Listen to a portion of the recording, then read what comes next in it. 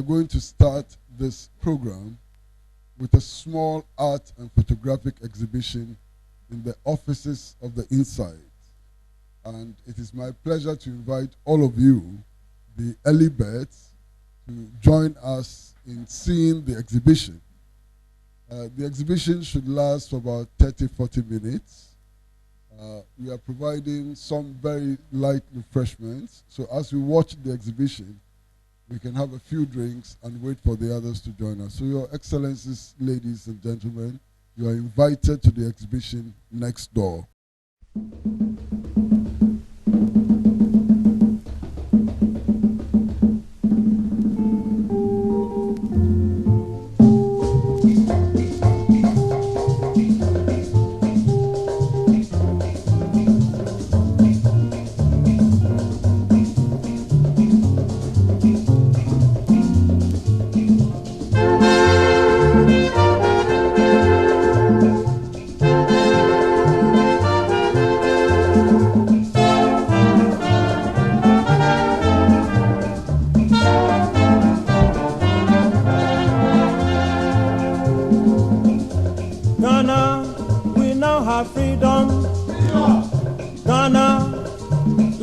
Freedom, toils of the brave and the sweat of their labors, toils of the brave which have brought results.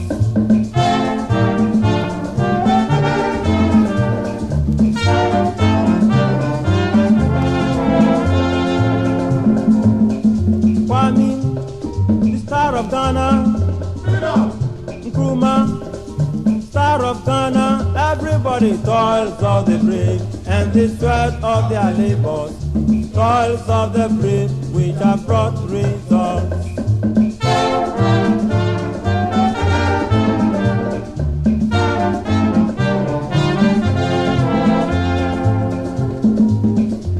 Ghana, we now have freedom.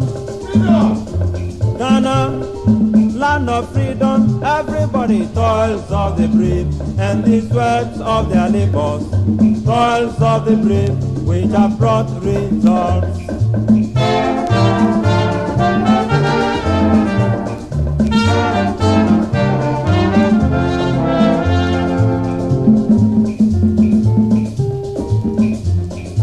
Gold Coast will thank Nananom and elders, late Gisli Hayford, Mensan Saba, Pa Grant, Sergeant Ajete, and all who fought for freedom. Everybody! Toils of the brave and the sweat of their labors, toils of the brave which have brought results.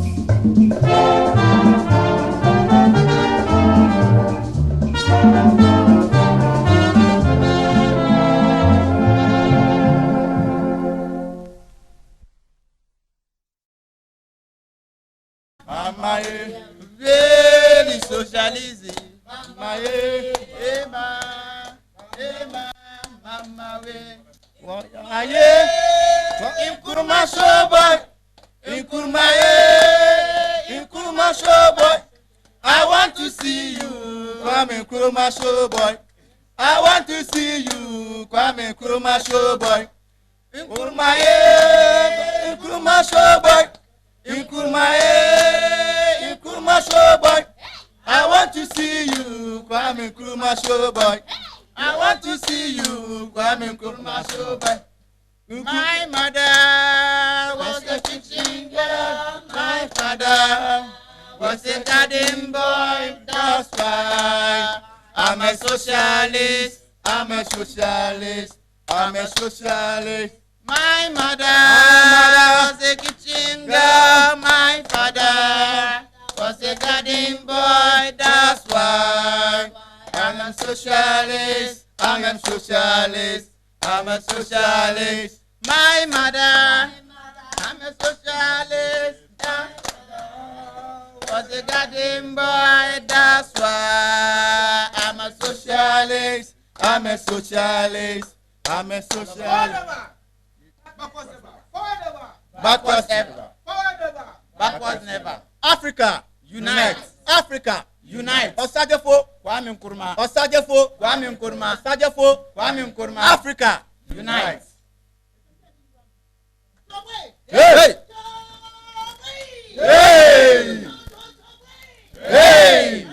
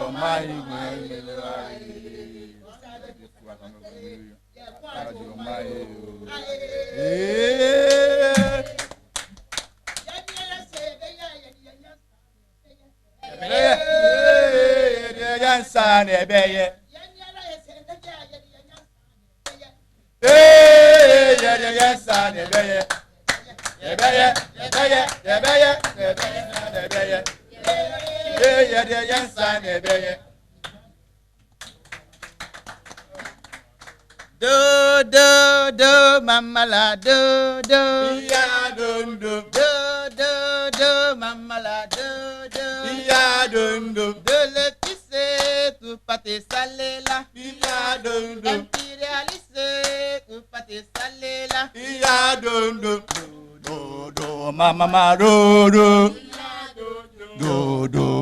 mama do mamala do ya do mamala do ya do le pisse pour pâté salé là ya do impérialisé pour pâté salé là ya do mamala do ya do mamala do ya do mamala do ya do mamala do ya do le pisse tu pâté salé là ya do impérialisé tu pâté salé là ya do ebisa biso ku paka kufa ya do mamala do ya do mamala do ya do na liberty ansana liberty koko ansana liberty ansana liberty koko ansalism ansana liberty ansana liberty koko ansalism ansana liberty ansana liberty.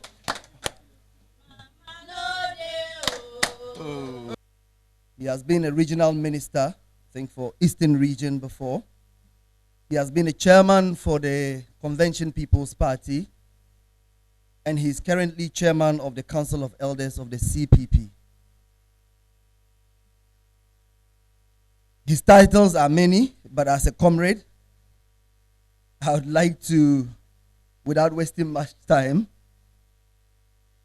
call on Comrade Felix Amwa of the CPP. Mr. Chairman, your audience, can we have our chairman to have his opening remarks? So I shall now call on him to give us his opening remarks. Okay, thank you.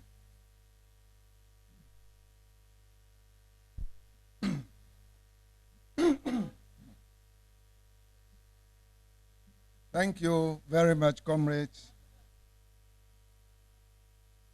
Excellencies here present, distinguished ladies and gentlemen, comrades. Today marks the 110th birthday anniversary of Osajifo Dr. Kwame Nkrumah, Kivitatis, Ghanaiensis Conditor, and we have gathered here to celebrate same. Respectfully, let us all rise from our seats and observe a minute silence in honor of the great leader and all other departed comrades. Please be upstanding for 1 minute in honor of the great leader and the departed soul of CPP.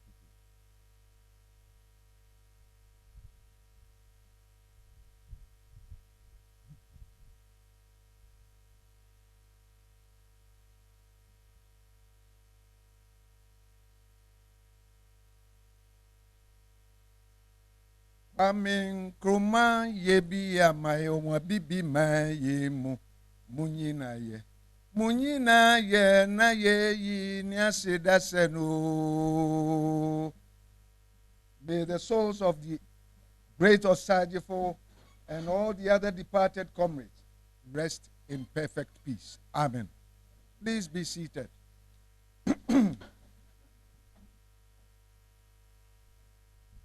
Excellencies, distinguished ladies and gentlemen, comrades, let me now thank the organizers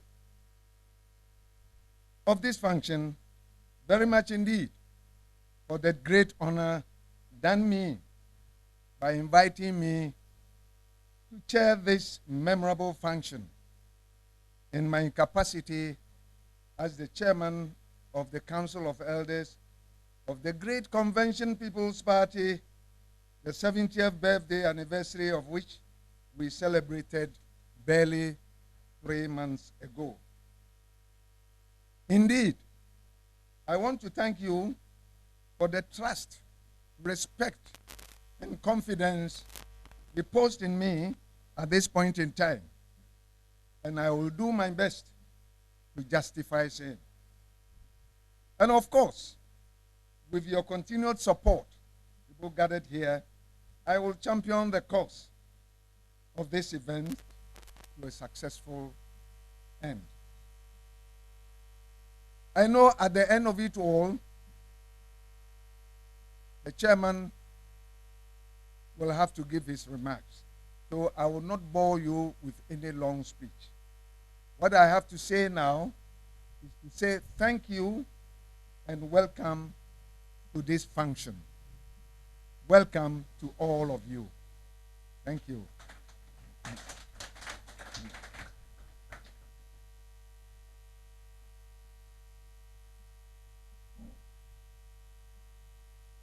Thank you, our distinguished chairman. Can we give him another round of applause?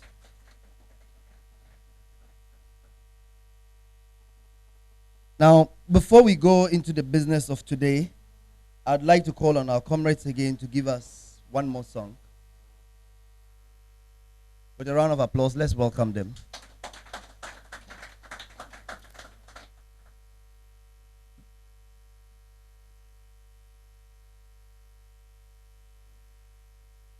From Cape to Cairo, from Morocco to Madagascar, Iazania Iteletu, Oli Chacha Tebaduka, Iazania Itele, Oli Chacha Ebazuna. From Cape to Cairo, from Morocco to Madagascar, Iazania Izele, Oli Chacha Ebazuka, Iazania Izele, Oli Chacha Ebazuka. From Cape to Cairo, from Morocco to Madagascar, Iazania Idele, Oli Chacha Bazuka, Iazania Idele, Oli Chacha Bazuka. From Cape to Cairo, from Morocco to Madagascar, Iazania izelezu Soli chacha he bazuka Iazania izele Soli chacha he bazuka Osajefo. Kwame Nkrumah. Osajefo. Kwame Nkrumah. Osajefo. Kwame Nkrumah. Africa. Unite. Africa. Unite. Thank you very much. Abash capitalism, abash. Abash capitalism, abash. Thank you very much, comrades. I think we have no more excuses but to move straight to the business of today. To help us digest the topic of today, or for today, is a man that needs no introduction. He is an unrepentant socialist, a die-hard Nkrumahist, a member of the Socialist School in Ghana, part of the board. He has been part of the editorial board of The Insight. He's a journalist.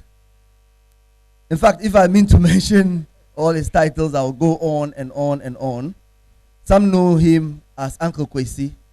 Others know him as Comrade Kwesi Pratt.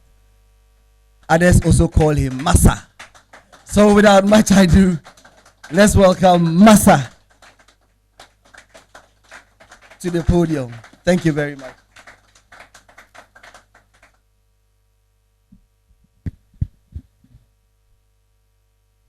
Your Excellencies, distinguished ambassadors from friendly countries, ladies and gentlemen and comrades.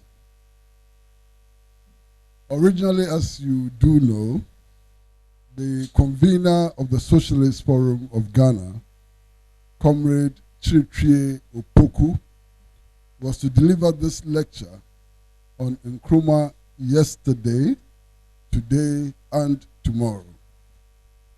And we're all hoping to sit down here and enjoy his brilliant insights into our history, and also to listen to him make projections into our future. About an hour ago, I had the message that he's facing an emergency and would not be able to show up. And the first thing I did was, where is the lecture so I can read it? And I'm told that the lecture is not also available. And my comrade simply said, go and do it. So I'm here to do it as a soldier of the Nkrumahist movement. Anytime we are given the command, we move.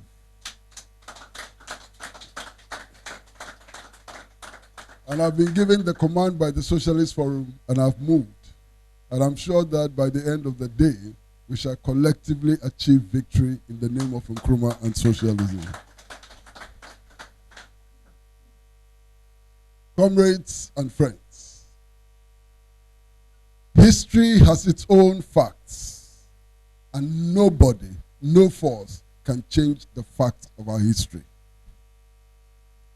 We are here today to make a very loud statement, and that loud statement is to affirm the facts of history and to renew our commitment to the Nkrumahist movement, its philosophy, its mode of work, and its aim to achieve total continental unity and to end the exploitation of our resources for the benefit of the giant corporations of the West. That is our purpose today. Now, what are the facts of our history?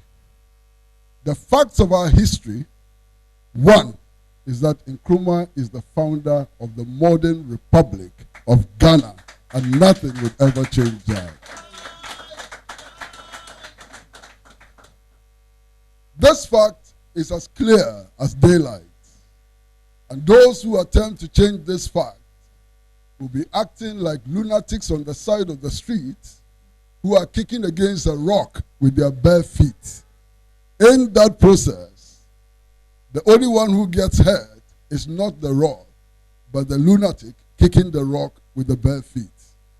We would not be hurt because we are the rock.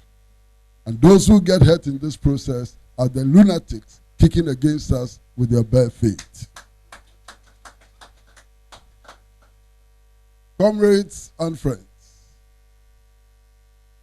over the last couple of years, I've heard so much, which convinces me and indeed the Socialist Forum that history is an important subject which should be taught at all levels of our education. Now, history is an important subject which should be taught at all levels of our education because if you have no idea about where we are coming from, we are not likely to be able to define where we are today and to make strides into the future. And I've heard so much which fully convinces me, and indeed the Socialist Forum of Ghana, that this country has not paid serious attention to its history. It even gets worse when you find well-educated people, people in academia, when you find leading politicians, when you find persons who are supposed to know, who carry themselves around with empty heads full of chaff about our history. One of the things that we have been told over the last couple of years is the fact that Osajifo Dr. Kwame Nkrumah's contribution to our history is minimal. And it is minimal because he was sitting in somewhere where some people invited him to come and participate in the struggle. And therefore, if there's any credit for accelerating that struggle which led to our independence, that credit belongs to those who invited him. What poverty of knowledge. To start with, all of us do know that Osajifo Dr. Kwame Nkrumah was born in the small village of Nkrofo in the western region.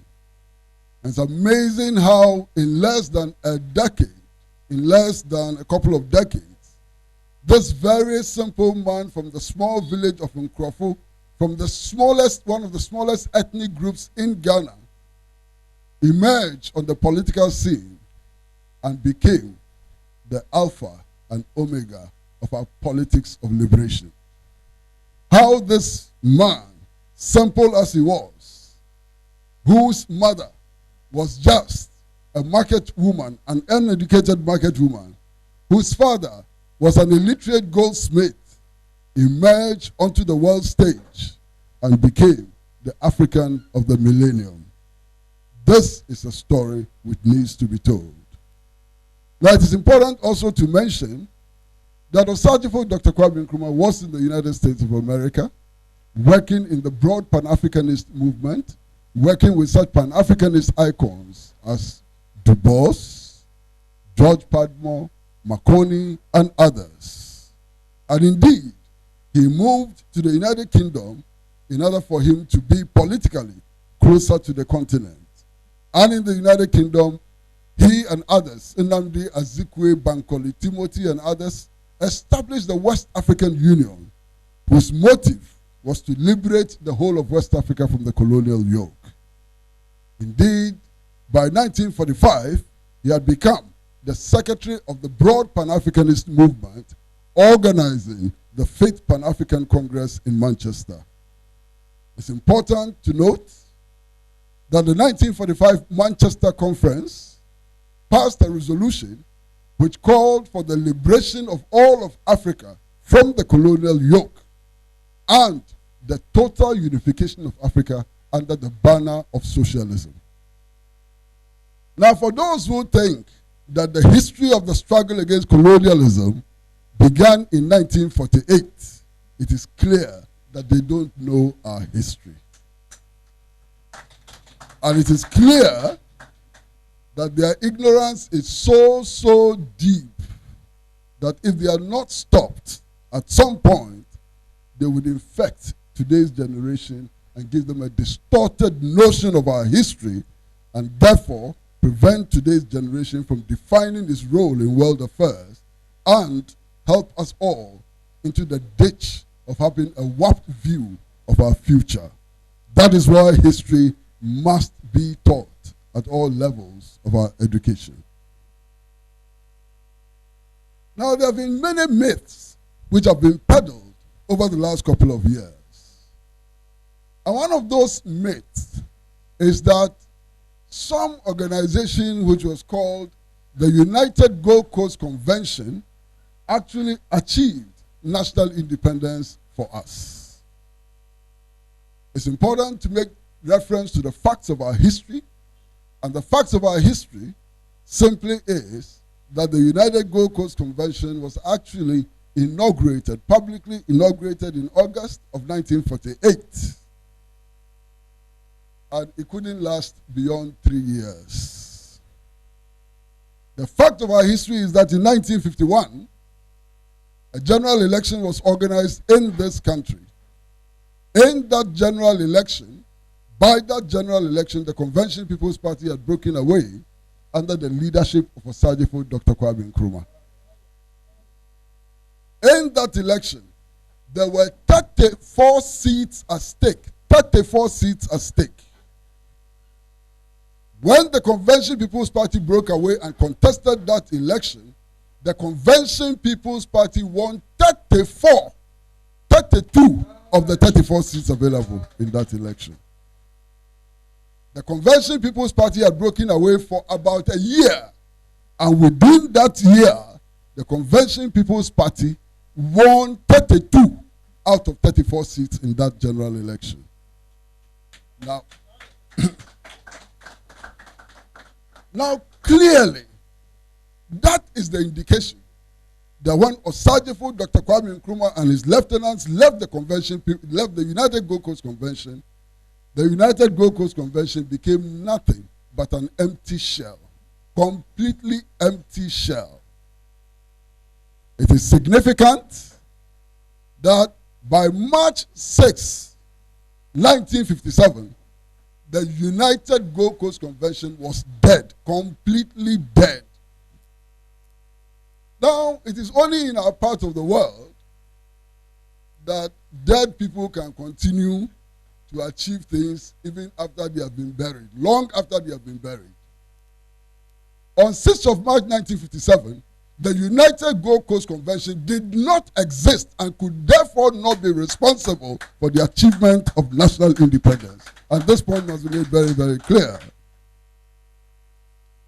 Now, we have also been told of some mysterious big six who engineered our independence, who did everything to make it possible for us to achieve independence. And we have been given the names. And one of those names is a gentleman called Obechebi Lamte. Recently, we decided to dig back and find out a few things. And one of the things we found was a judgment, a court judgment, which was written by 3 important judges in our history. One of those judges was Sir Akukosa, an eminent jurist, Sir Akukosa. The other judge was Justice Van Leer. And can somebody guess who the 3rd judge was? The 3rd judge in that case was none other than Mr. Edward Akufo-Addo, the father of the current president. And in that judgment, the 3 judges came to the conclusion that Obechebi Lamte was a terrorist. Terrorist. That was the word the 3 judges, including the father of the sitting president, used to describe Obechebi Lamte. Now, today we are being told that we should actually have a terrorist as a founder of our republic. Now, what kind of republic would you have when your founders include a terrorist, somebody who was actually buying grenades and exploding them in sports stadiums, killing innocent school children, leading to the amputation of women and so on. Today we are being told that is the founder of this republic. I will then change my nationality. The day we all accept that Obeche Bilante is the founder of this republic, I would not be part of this republic. I would not be part of a republic founded by terrorists.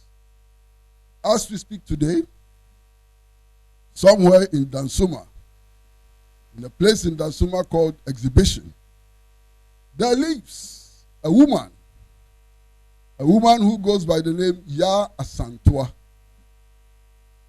The last time I saw Ya Asantwa was a couple of months ago.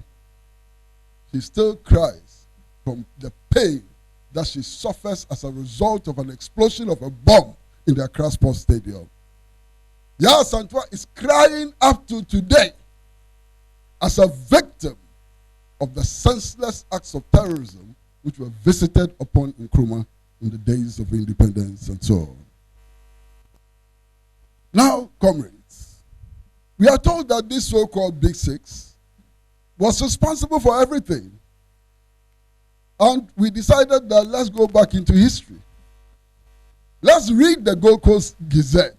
And we spent some time reading the Gold Coast Gazette, which had a full record of what led to these people being called the Big Six. There is no doubt at all that these people became the Big Six because of the 1948 riots. The riots which led to the looting of shops, European shops, and so on. The riots which led to the shooting of Sergeant Ajete, Atipo, and others. No doubt at all. Indeed, after the 1948 riots, these 6 persons were arrested and detained. And it was because they were arrested together that they came to be known as the Big Six in our history. But something very important. When they were arrested, one by one, all of them except Nkrumah said they didn't know anything about the riots. They were not part of the riots. And that Nkrumah was solely responsible for the riots, the 1948 riots. So, comrades, was there ever a Big Six? The record of our history indicates that there was no Big Six. And that if there was anything, there was one big one.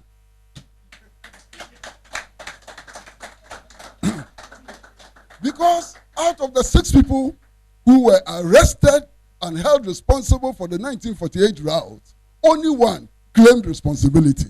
All the others said they knew nothing about it and that we should hold Nkrumah responsible for the 1948 riots. So, the Big Six that today we have on our national currency as well, where is it coming from? What makes them the Big Six? Why have we tolerated this all over the years and so on?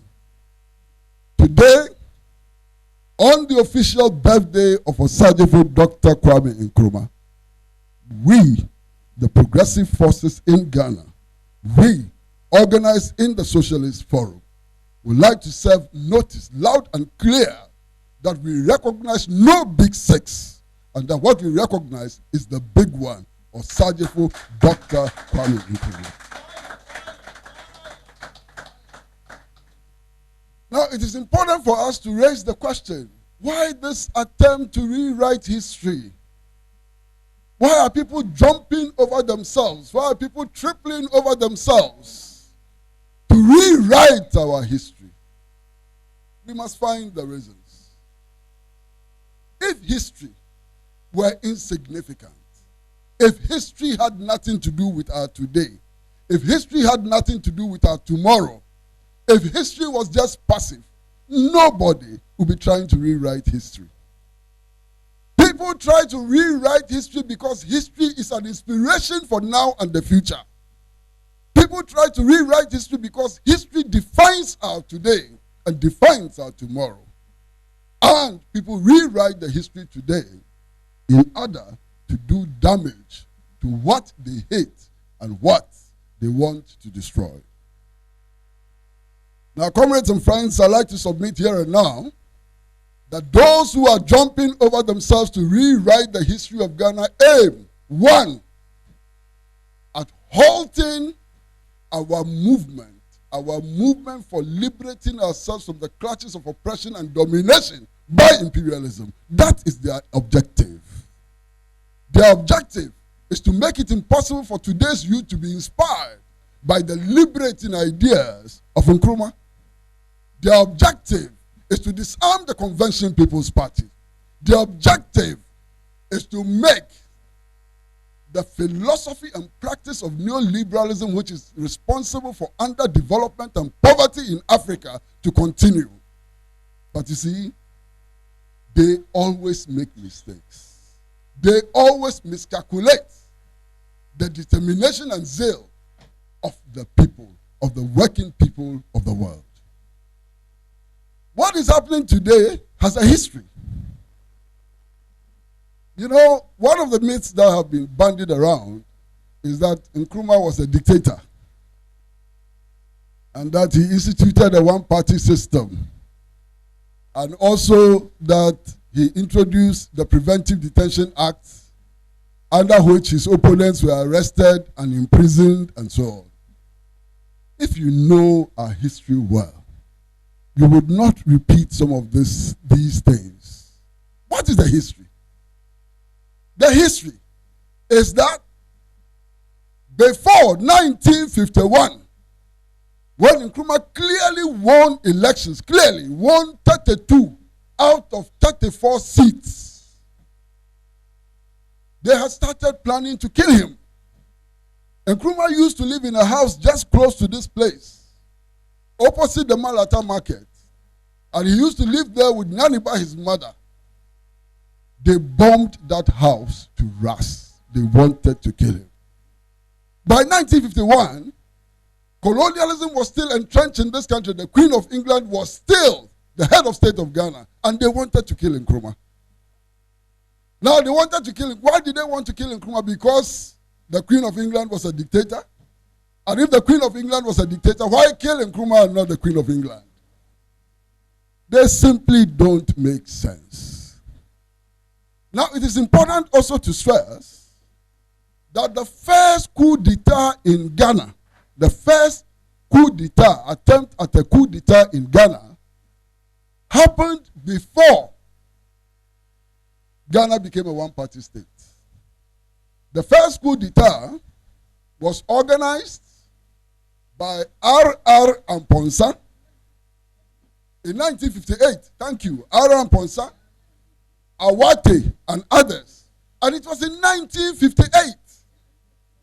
And in 1958, Ghana was a fully fledged multi-party bourgeois democracy. So, how can they claim that they wanted to overthrow Nkrumah because he was a dictator when their first attempt to overthrow Nkrumah in 1958 was 1 year after independence, when Ghana was a fully fledged multi-party democratic order?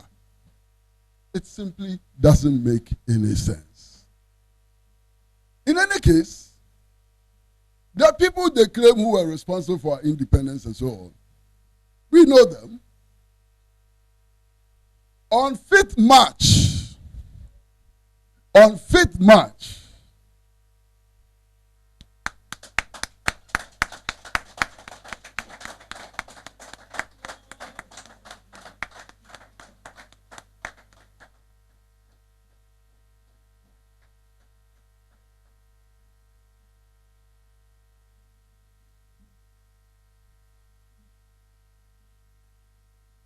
comrades and friends, on 5th March at midnight, when the independence of Ghana was declared, none of them was available. We didn't see Buzia. We didn't see Dankwa. We didn't see the terrorists to Bechebilante. None of them was present. But we are told that that was just a CPP rally. They were not there because it was just a CPP rally. Okay, we admit. But how come that at the point of declaring Ghana independent, only the CPP organized a rally, and all of them were missing in action? That itself tells an important story.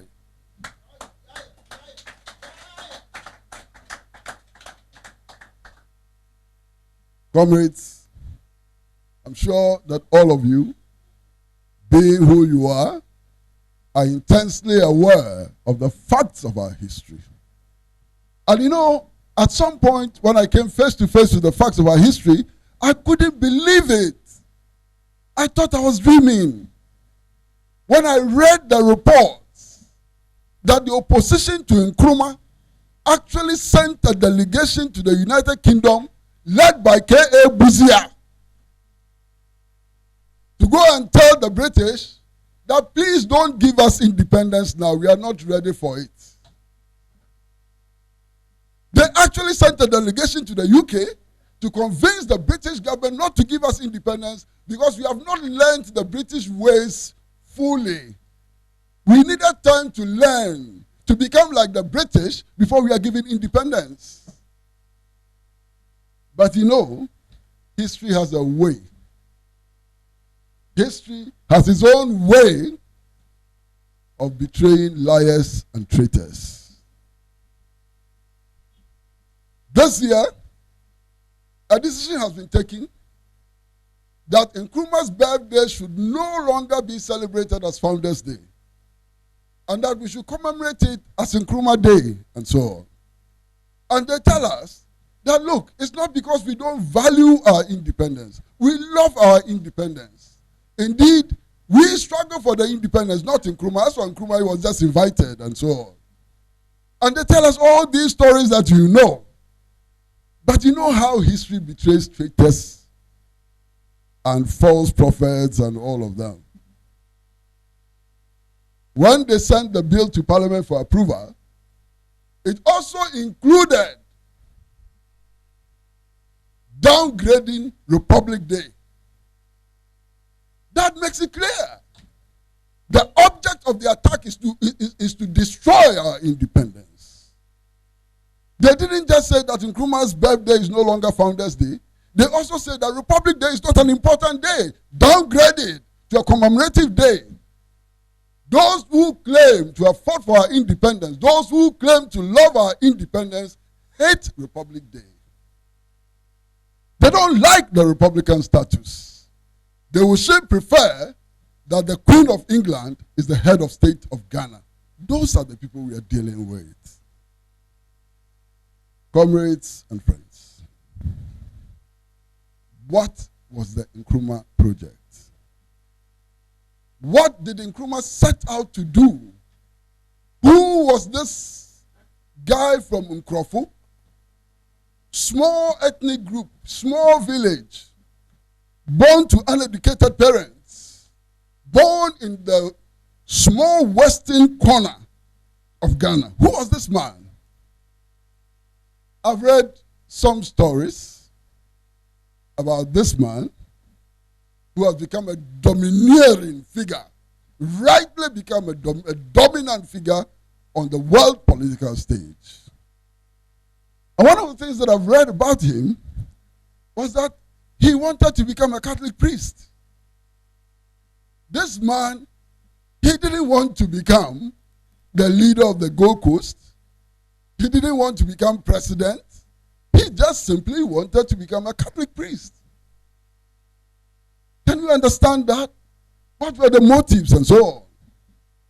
But I go back into my own history to try and understand why anybody would want to be a Catholic priest. And I go back to my Sunday school days. And I'm sure you can all go back to your Sunday school days. And you will find the reason. We are told that this earth on which we live is so evil that God actually created an evil world. And that we need to escape from this evil that God created to to a place called heaven. And that some people are gifted to save us from hellfire, to save us from want and disease and hunger and so on. We are told in the Catholic Church that people who decide to perform this role ought to be so dedicated to the cause that they don't even have to marry. They don't have to make children. That is what Nkrumah wanted to become. Nkrumah wanted to save our souls. He wanted to liberate us from evil. Nkrumah wanted to take us to heaven.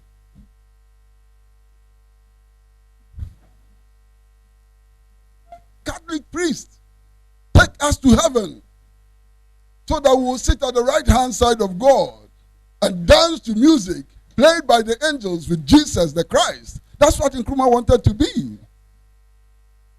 But Nkrumah grew out of that. And he learned that the world was more complicated than that. And he learned that we can achieve something good on earth. That we can defeat colonialism. That we can fight against racism. That we can support other African countries to gain independence. He learned that it was possible to build a socialist state which would improve access to social services, which would improve access to health, to education, to housing, and so on.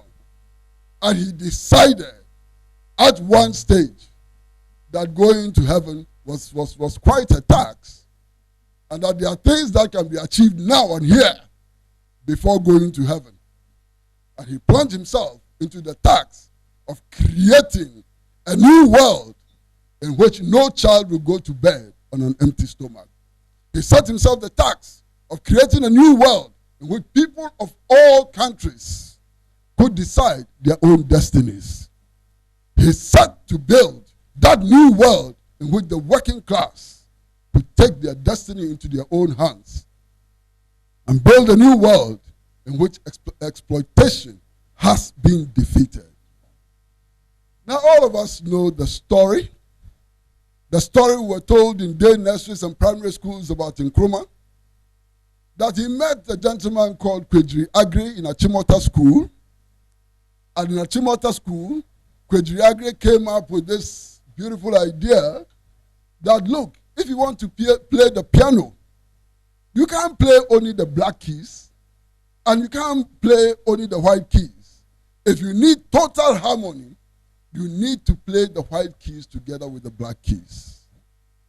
And this inspired Nkrumah so much. And Nkrumah at one stage wanted to be like Cde Agri. What does that tell us? Right at the time when he went to secondary school, he was not a racist. He was a victim of racism, but he rejected racism in its entirety. He wanted to play the black and white keys together in order to achieve harmony.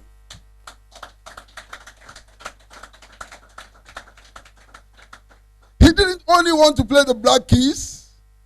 He didn't reject the white keys. He wanted to play the black and white keys together in order to achieve harmony. He wanted to study outside this country by all means possible. He wanted to educate himself. He wanted to understand economics. He wanted to understand the law. He wanted to understand philosophy. He wanted to understand anything and everything. But here was Kwame Nkrumah. Father, goldsmith. Mother, market woman. From a tiny little village in the western region. How was he to achieve his ambition of grabbing knowledge and using that knowledge to move us as Africans forward and so on? Many stories are told. The one that I find interesting is the fact that he decided to risk his life. It's one of the stories. That he stowed away. You know what a stowaway means? He smuggled himself onto a ship. And in those days, if they caught a stowaway, they threw you into the ocean for the fishes to have a good meal. He took that risk, became a stowaway, and went to the United States of America in search of knowledge.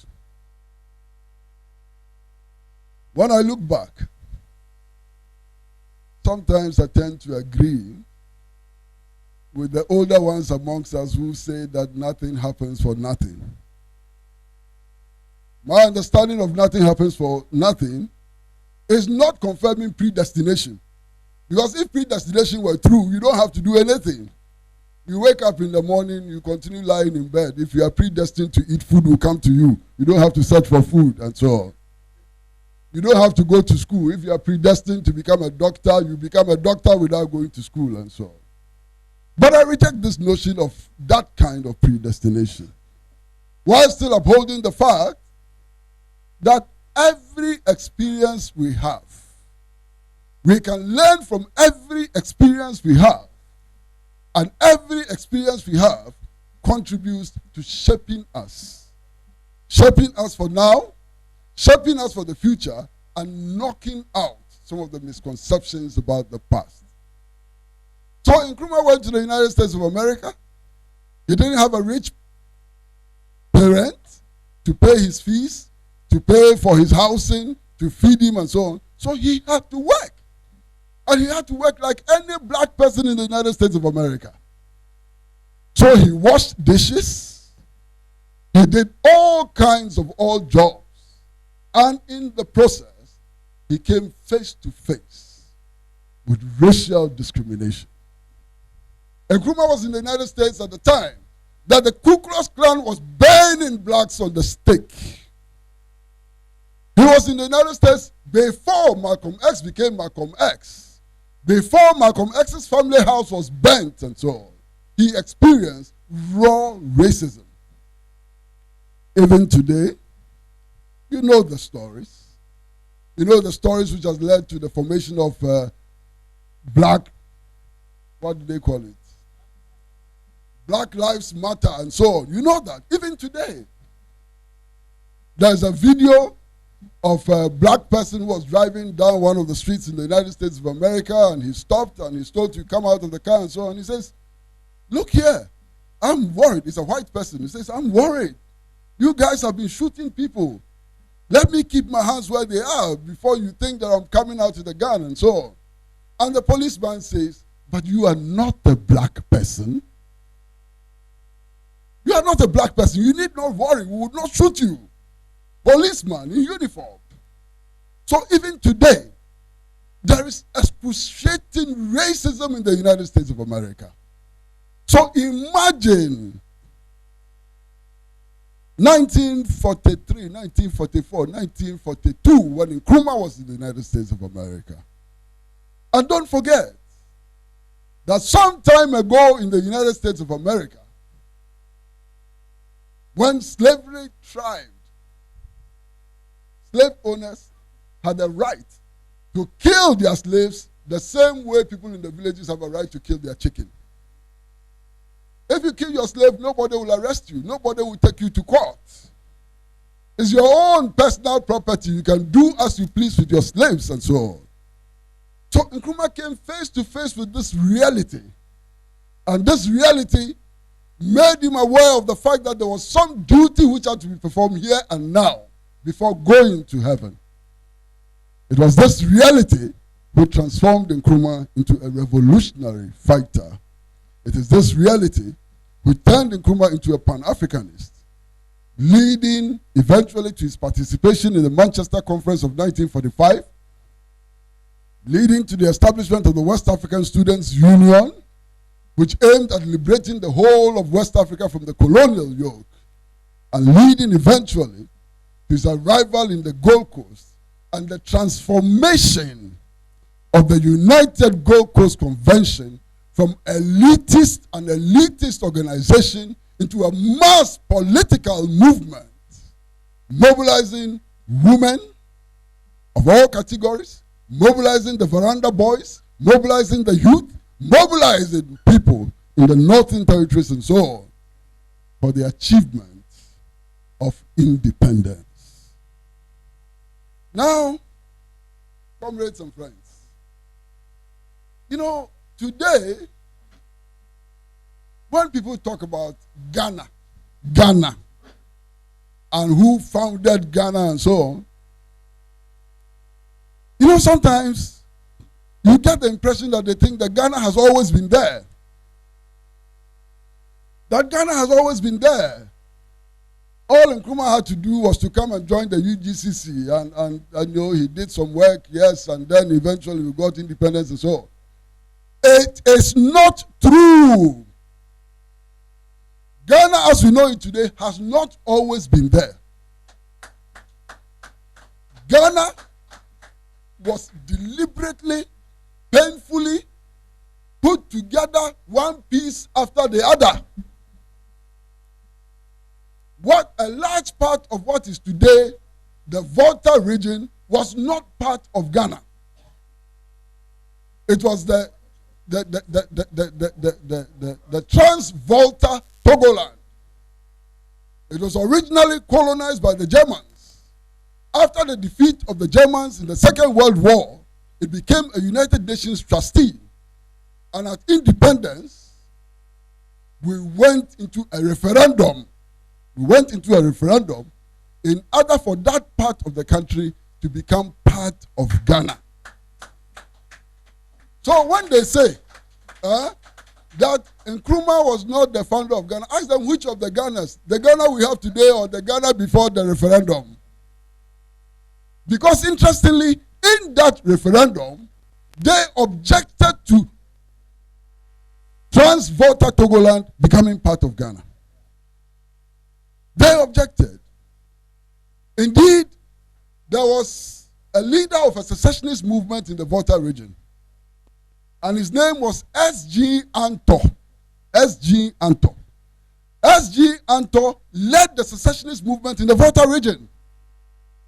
And he said that there's no way that the Volta region should become part of Ghana, and that the Volta region should become part of Togo. The Convention People's Party, under the leadership of Socialist Dr. Kwame Nkrumah, said that part would become part of Ghana.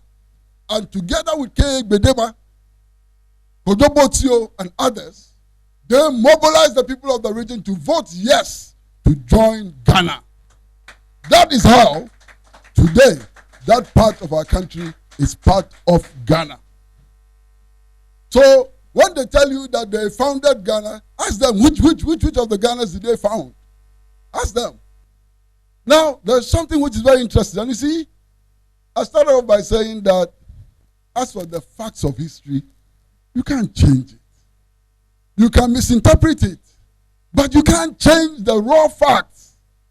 Now, what are the raw facts? In 1969, when Busia became the Prime Minister of Ghana, who did he appoint as Ghana's ambassador to Togoland? S.G. Anto. S.G. Anto, who was the leader of the secessionist movement in the Volta region, was appointed by Busia as Ghana's ambassador to Togoland, to Togo. A clear link between the secessionist movement and them. And today they claim that they founded Ghana when they wanted to tear Ghana up into pieces. You know, under the colonial project, the whole of the northern part of Ghana was not part of the Gold Coast. It wasn't. Even Ashanti was not part of the Gold Coast. In fact, if you want to see the Gold Coast was the coastal areas. Small, past Accra, go down, so on. That was the Gold Coast. So those who don't know the history and who don't know how we came together can continue telling folk laws. They can continue telling and answer stories about who founded the modern Republic of Ghana. But we will never be deceived. We know our history and we will stand up for our history any day, any time.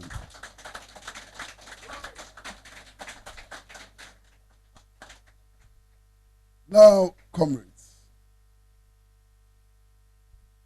what was the purpose? What was the objective of Socialist Dr. Kwame Nkrumah? Osajifo Dr. Kwame Nkrumah initially, when he was invited to join the United Gold Coast Convention, his first reaction was that, but the objective is too narrow. The objective is too narrow. Fighting for the independence of Gold Coast is too small. It's too narrow. I want to be committed to the struggle to liberate the whole of Africa from the colonial yoke, not just the Gold Coast and so on. But he had wise counsel from his friends. Padmore and others told him that, comrade, we need a base in Africa to expand our victories and so on. Take up this challenge as a first step. Take up the challenge of becoming the General Secretary of the United Gold Coast Convention, not as an end in itself, but as a first step towards the total liberation of Africa from the colonial yoke. So Nkrumah accepted the General Secretaryship of the UGCC, not as an end in itself, but as one step forward.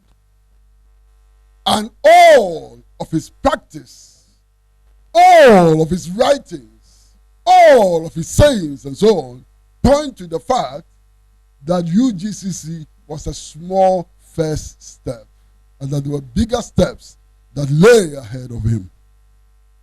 It is not by accident that the first speech he made after the declaration of Ghana's independence, he included a statement which said that the independence of Ghana was meaningless unless it was linked to the total liberation of Africa. That was not an accident. That was the project. And indeed, you need to compare what happened in Ghana to what happened in other African states. And don't go far. Let's stay in West Africa. Ghana, you read Nkrumah's autobiography, and it is stated in the autobiography black and white. When he and his team went to the Christiansborg Castle, which had been the base of the colonial administration, they could not find one pencil, not a pencil, not a sheet of paper, no chair, no decks. It was empty. After hundreds of years of exploitation, the British could not even leave us with a pencil and a sheet of paper. It was empty. Remember that. Read the autobiography. So we had to start from scratch. But you see, there are some of our countrymen who love colonialism so much. Sometimes we want to help them out of their stupor. But they are too steep in it, you can't help them. And after today, they are saying that colonialism was so good that when the white people were going, when the colonials were going, they left Nkrumah with so much money, and that the money was squandered. I recommend very strongly that all of you who can to read a book. It's a very tiny book. It's not a big book. It's a small book. And it was a book which was written, one of the first books written by the Socialist Forum of Ghana on the Nkrumah era. And the title of that book is called Fight Back, a response to anti-Nkrumah provocations. That book is available in the Freedom Bookshop. And if you approach Comrade Jerry Tate, you will get copies of that book to read. And that book illustrates the conditions in which we found ourselves at independence. And it shows very clearly that indeed that so-called money which the colonialists were so gracious to have left us was indeed our own money. It was money they had collected by taxing cocoa. They had collected that money by taxing cocoa produced by poor cocoa farmers. And instead of keeping that money here to help our development effort, they put that money in the Central Bank of England to aid the development of the United Kingdom rather than us. So it was part of the struggle for liberation that we struggled to get that money back here. Now look at what was done with that money.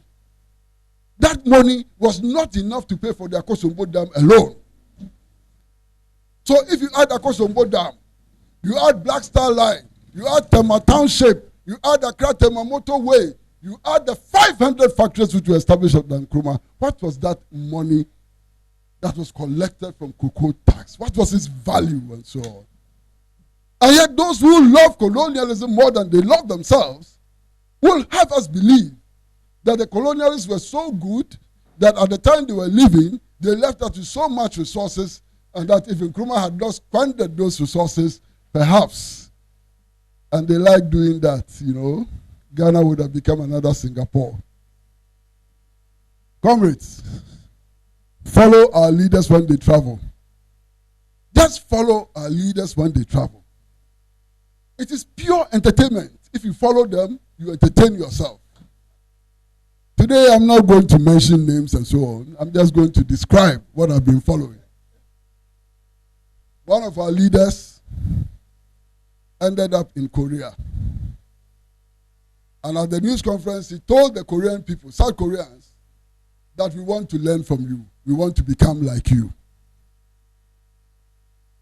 And then he left there and he went to the United States of America and he told Donald Trump, we want to learn from the American example. We want to become like the United States of America.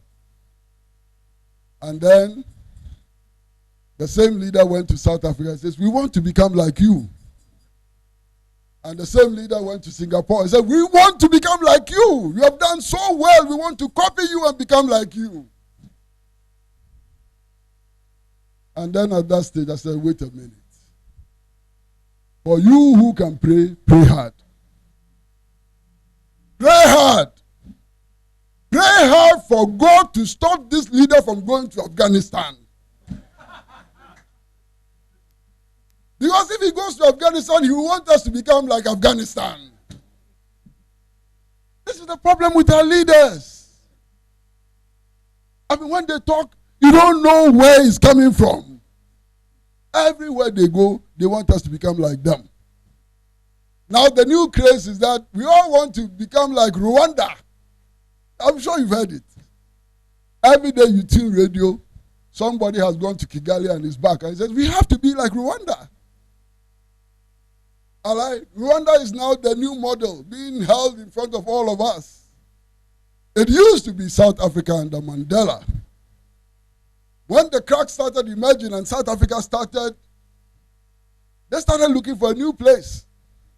And they went to Rwanda. But don't forget that it used to be us.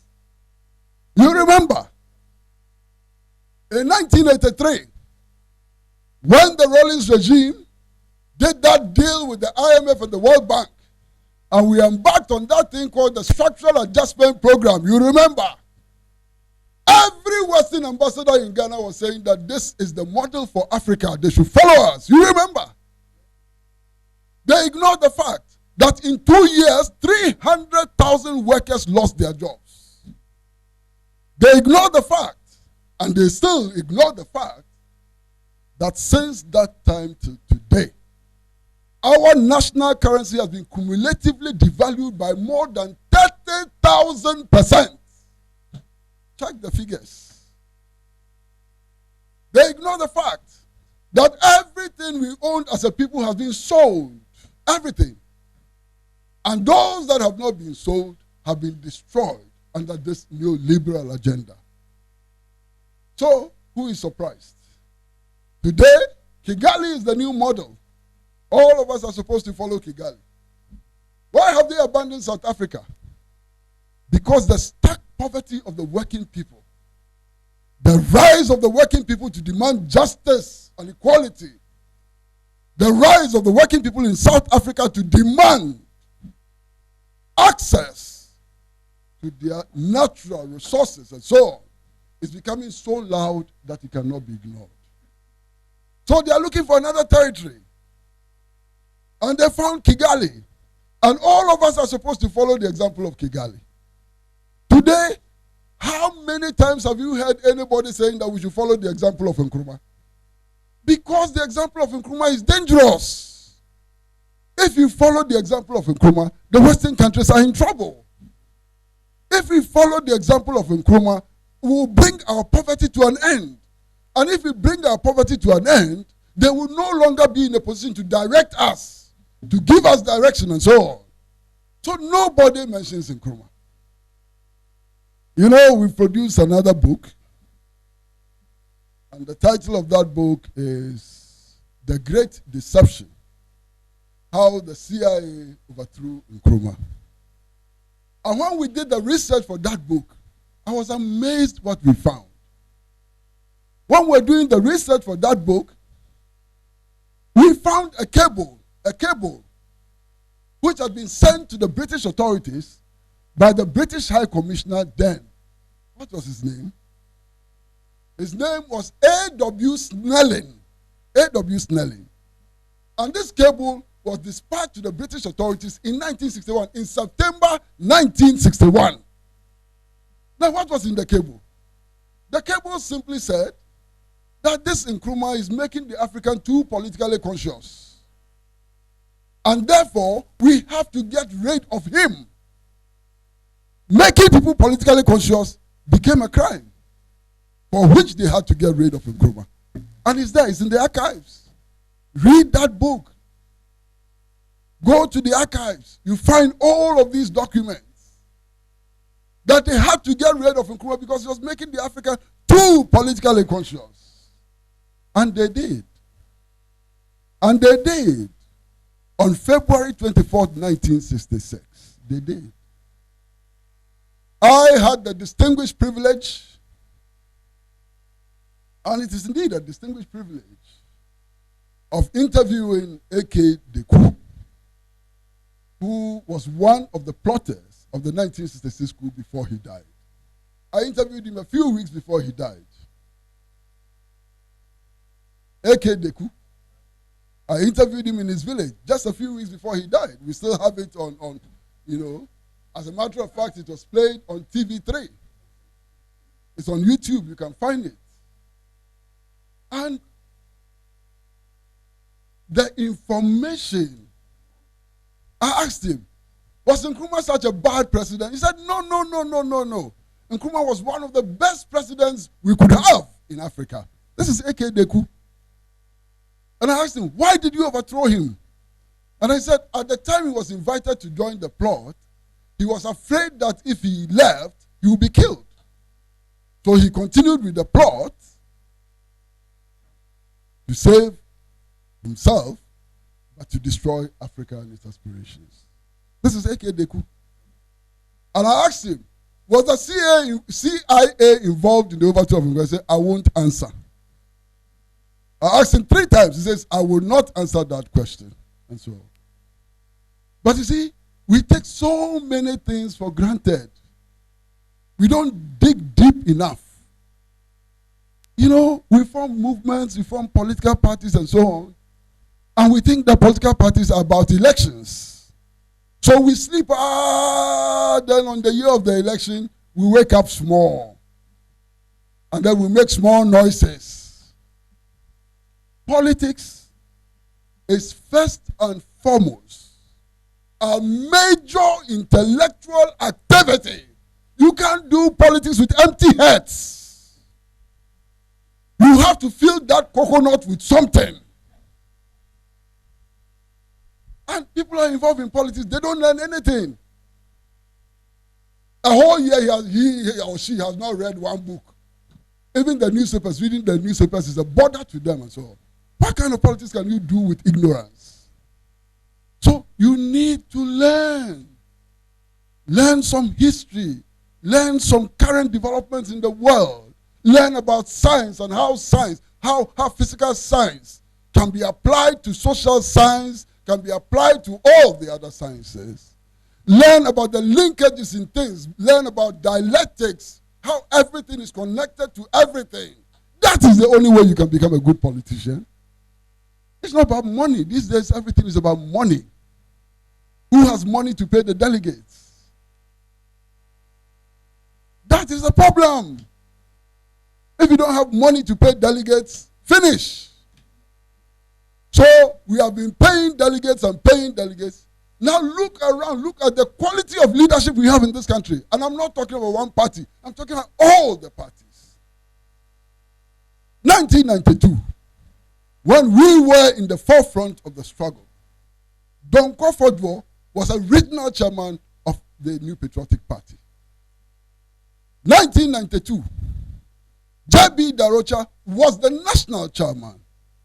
Professor Fobi was the central regional chairman of the New Patriotic Party, and so on. Today, look at the quality of leadership in the political parties. Look at the quality of leadership in the political parties. It is the emphasis on money. Because people who spend so much time enriching their brain do not have enough. You see, you have to make a choice. Whether enriching your pocket is more important than enriching your brain. Unfortunately, in this country, we have chosen enriching our pockets. So we have filled our pockets and left our heads completely empty. That is our problem. You understand? So we need to do the things that are important to build the Cde core. The Cde core which will take the struggle forward. My brother, comrade, and friend Felix Amwa, he's been in the trenches for many years. He's still trying his best. He's helping. He's chairman of the Council of Elders of the Convention People's Party. But if anybody told me that this comrade who has done so much for the Convention People's Party is the future of the Convention People's Party, I say that that person is a mad person. Because the future of the Convention People's Party does not depend on people like me. It doesn't depend on people like Felix Amwa. It doesn't depend on people like BK Centre and so on. It depends on the young people of today. And how are we preparing the young people of today for that task ahead of us? We grew up in an era where there were study groups all over the country. Today, you hardly find a study group anywhere. They don't value it. Because if you want to get along, fill your pocket, don't fill your brain. So the study groups have collapsed. You need to study. You need to understand our circumstances and so on. It is that which gives inspiration and gives strength and so on. Now, what was the Nkrumah project about? I've come back to the Nkrumah project. Many of my friends, they call themselves Nkrumahists. I believe they genuinely want to be Nkrumahists and so on. And then you have a conversation with them and you say, so what did Nkrumah achieve? And then they start with a list. Of course, you know what is first on the list all the time. Akosombo Dam. Okay. The tannery factory. Oh, okay. Commander Sugar Factory. Fine. Giho Factory. Fine. So when they finish with that list, is that all that Nkrumah did? Why? Reactionary governments also build factories. Why? Mobutu Sese Seko built a dam to provide hydroelectricity for his people. So is Mobutu Sese Seko like Nkrumah and so on? Yes, Nkrumah built projects, meaningful projects, projects which were to enable us substitute for the imports from the Europeans and so on. They built the Akosombo Dam to give us electric power so that we could industrialize and so on. I agree. But those are not the greatest of the achievements of Nkrumah. Because those physical things sprang up of ideas. Ideas, ideology, a worldview. Those produce those physical things. So the greatest achievement of Nkrumah was the fact that he broke out of the neo-colonial yoke and he found ways of doing things anew which would make Africa great and strong. That is the greatest achievement of Nkrumah, not Akosombo Dam, not Commander Sugar Factory. So let us wake up. Let us think. Today, we stand in grave danger. We stand in grave danger of being recolonized. Indeed, if it has not happened already. And what are the signs? Ghana is supposed to be one of the 5 leading producers of gold in the world. The whole world. We're one of the 5 leading producers of gold. Check the statistics.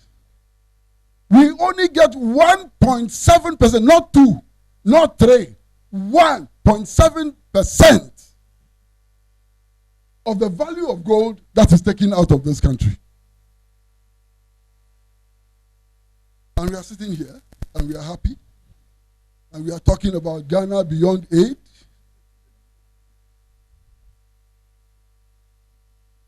We have willingly signed foreign exchange retention agreements with the mining companies. We have willingly signed foreign exchange retention agreements with the mining companies, under which we allow these mining companies to retain 98% of the value of gold they export out of this country abroad. And we are here. And we are talking Ghana beyond aid. Every day you take the newspaper, Ghana beyond aid, Ghana beyond aid. In fact, Ghana beyond aid in the current context will make us poorer. If we don't stop this exploitation, if you don't stop this hemorrhage, and you stop the aid to, double agony. You understand? I agree that Ghana can be developed without aid. I agree that Ghana has enough resources to cater for our development needs and so on. But those resources are not in our hands.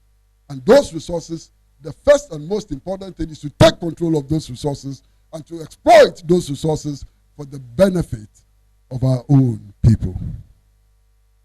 Now, you know, sometimes I look back in history,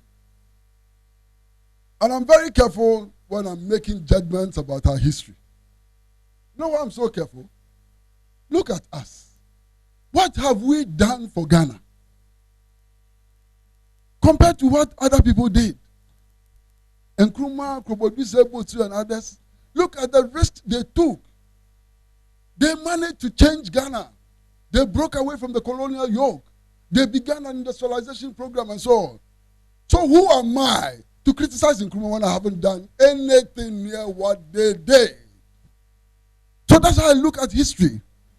We have lost our moral authority to look back in history and criticize our forebears because we have done nothing. You understand what I'm saying? But I still look back and I see some red flags which need to be raised if we are to move forward. Up to today, as I stand in front of you, I cannot understand, not for half a minute, why all of us gained independence and decided to tie ourselves into something called British Commonwealth with the Queen of England as the Almighty. What was the purpose of that? What was the purpose of joining that Commonwealth? What was the purpose of that? And it gets worse every day. We who were colonized by the English, we joined the Commonwealth. Those who were colonized by the French, they joined something called Francophonie. And then last year, only last year, I was told that Ghana has decided to join the Francophonie in addition to the Commonwealth.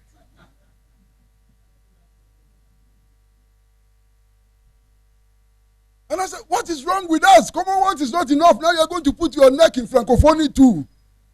And you know the response that we got? We are surrounded by French-speaking countries. That was the response. Are we truly surrounded by French-speaking countries? How many people speak French in La Côte d'Ivoire? I would have thought that in West Africa, Hausa is spoken more than any of those colonialist languages. But somehow, we've bought this fixation about French speaking and English speaking. And in some places, people are actually shooting themselves over who is French speaking and who is English speaking. Sometimes Sometimes the madness is simply outstanding and so on. So what was the Nkrumah project about? And I will illustrate that. Not too long ago, all of us remember, our brothers and sisters from La Côte d'Ivoire came and said, look, what you are exploiting as your oil and gas actually belongs to us. And there were some who were threatening to go to war to take back their oil and gas. You remember? Then wise counsel prevailed. Wise counsel prevailed. And then we decided to go to the Court of International Arbitration. So we went to the Court of International Arbitration. And they said, no. This oil and gas actually belongs to Ghana. So Ghana, take it. So we took the oil and gas. We were happy, it belongs to us. Is that oil and gas for you? We took it. What did we do to it? We gave it to ExxonMobil. We gave it to Anadako. We gave it to Tulo or Talo or whatever they are called and so on. And then they gave us 30.5% and we were so happy that they gave us 30.5%. And they took more than 80% of the oil and gas. We were ready to go to war with La Côte d'Ivoire to take oil to give it to American companies. That's how smart we are. We are indeed very smart. But let me turn the clock round. If La Côte d'Ivoire had won the court case, would they have done anything different from Ghana? They would simply have handed over the oil and gas to Total of France.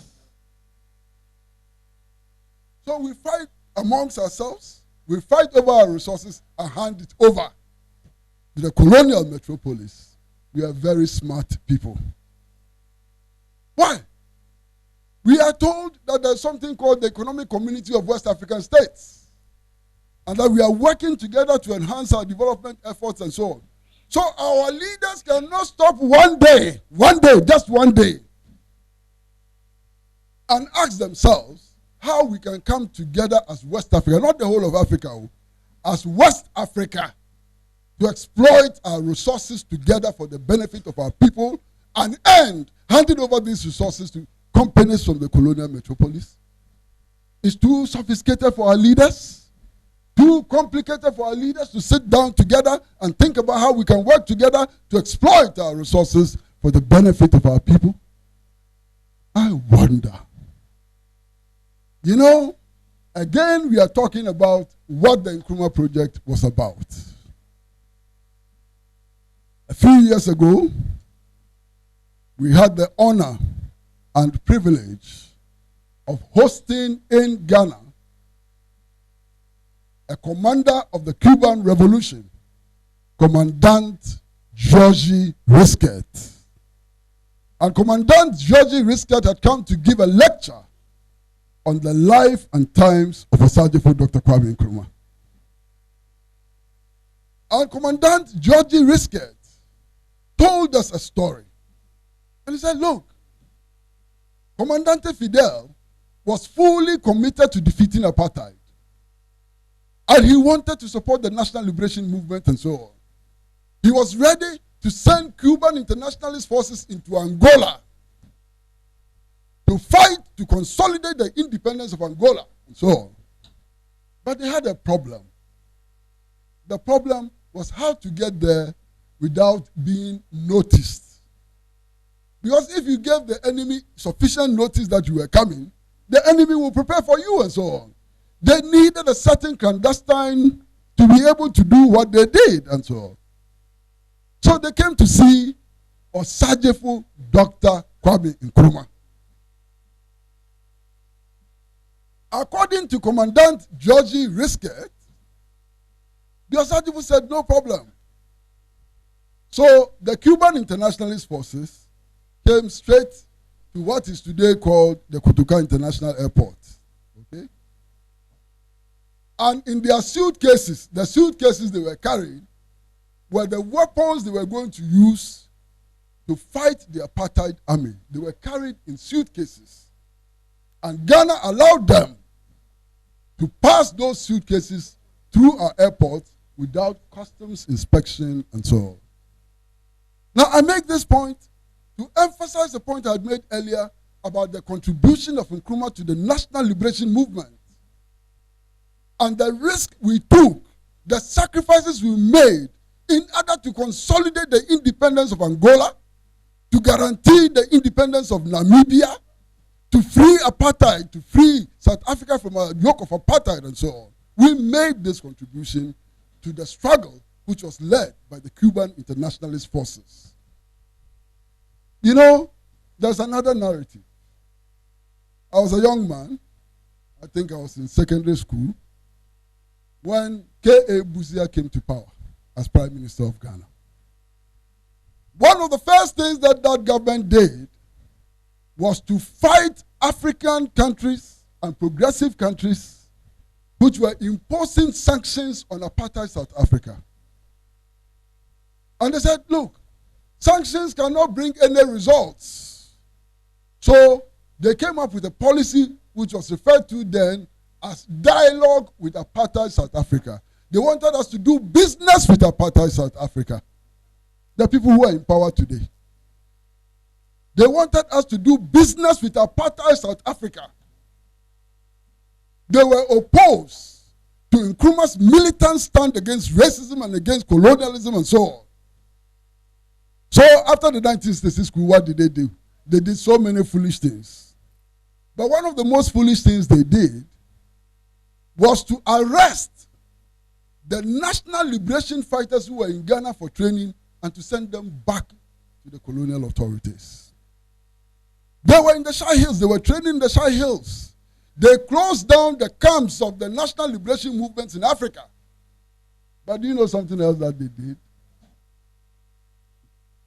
In the early 1960s, Ghana acquired its first nuclear reactor.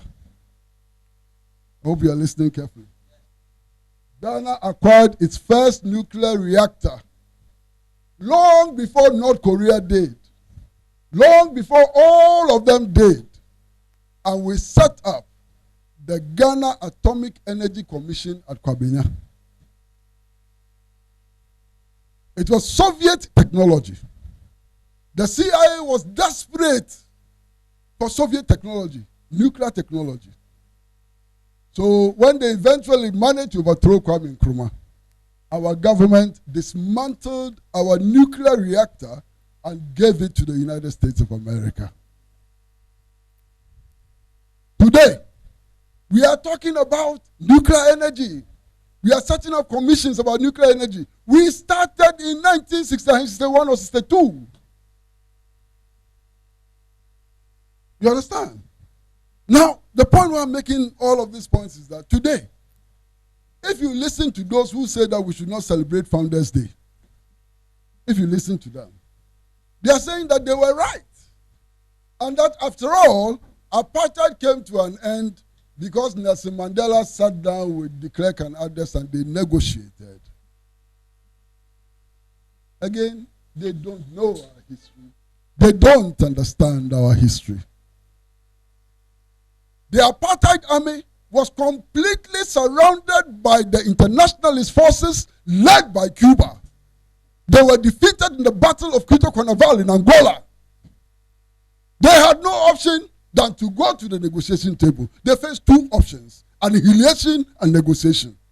They were forced to the negotiating table through the barrel of the gun. They were forced to the negotiating table because we, the internationalist forces, demonstrated that they no longer held monopoly over the instruments of violence.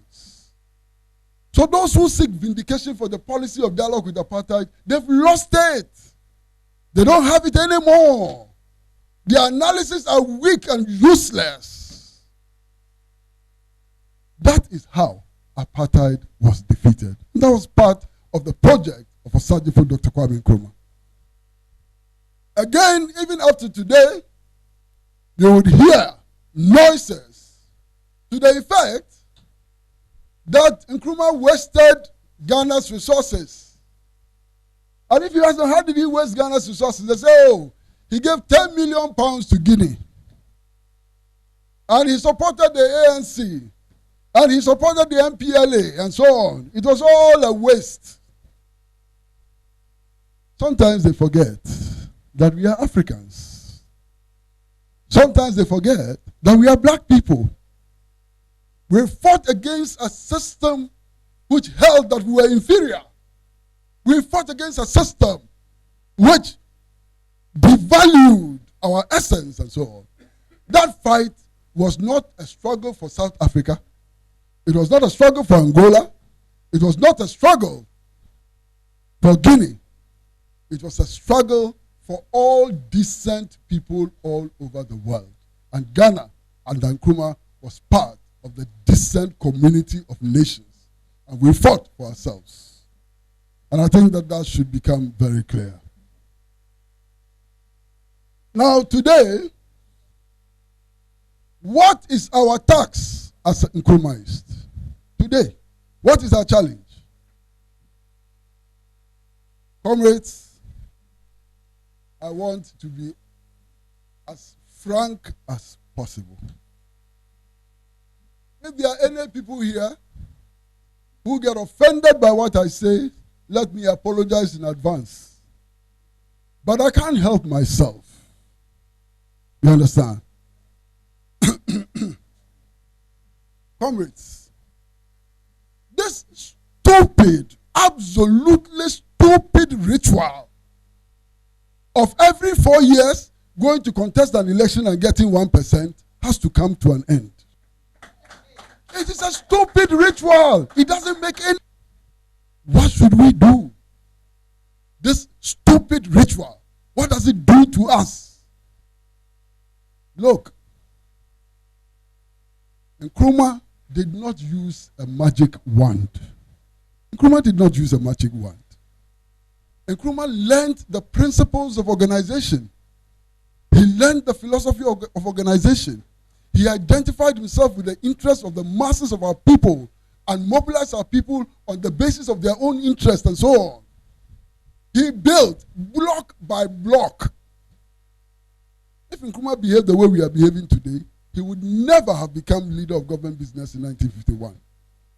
And perhaps the Dankwa Buzia people would have achieved the objective of having independence in the shortest possible time, which may be 2029. So let's learn from Nkrumah. If we say we are Nkrumahs, let's learn from Nkrumah. Let's begin to think how we can build block by block. It's a painstaking enterprise. It is not easy. It is difficult. Let's build block by block. If it is 10 people who are genuine, who are ready to work and study, who are ready to identify with the struggles of the working people, 10 people, let's have 10 people. Let's start with 10 people. But if we start with 10 people, we are not going to contest an election in 2020. If you start with 10 people, you must have a plan and a program which would make those 10 people increase to 100. And those 100 people increase to 1,000. And those 1,000 people increase to 1,000,000. That is how to organize and think. That is how the Osagifo did it. We are embarrassing the legacy of Osagifo. And it is time for us to think. Now, I've said it earlier on. Maybe I should repeat it again. Politics, it's not about the slogans we are shouting all over the place. It's not about the slogans. It's about knowing our society. Knowing our society. How do you change something that you don't know? How can you change something that you don't know? You can only change what you know. So if you are dissatisfied with what is happening today and so on, let us find out why things are what they are today. Let us live with the people, work with the people. I don't want to repeat this cliche from Chamamau all over again. But there's a lot of wisdom in living with the people. Living with the people, suffering their pain, understanding their condition and so on. You know, sometimes we, petty bourgeois elements sitting in Accra and so on, sometimes we are so arrogant, it's unbelievable. Sometimes our arrogance is so unbelievable. I hear comrades and they say, let us go and educate them. My goodness, who are you to educate anybody? What do you know to educate anybody? What do you know? Who are you? And we get so arrogant. Do you know how they grow cocoa? When they grow cocoa, do you know how they dry it? Do you know the problems the cocoa farmer encounters when he's selling his cocoa to the buying agent? You know nothing. You are useless to the cocoa farmer. You can't teach him anything new. So we should become humble. We should become humble and come to the conclusion that we need to learn from our people. We need to understand their conditions of life and so on. You see, we take so many things for granted. All of us sitting here. Do you know that some of our countrymen and women, throughout their lives, they would never be able to use a blender. Blender, you know blender? That thing that your wife uses in the kitchen to grind pepper and onions and so on. There are people in this country who would never use a blender in their lives. Never. They can't even dream of having a blender in their lives. Blender, ordinary blender. You understand?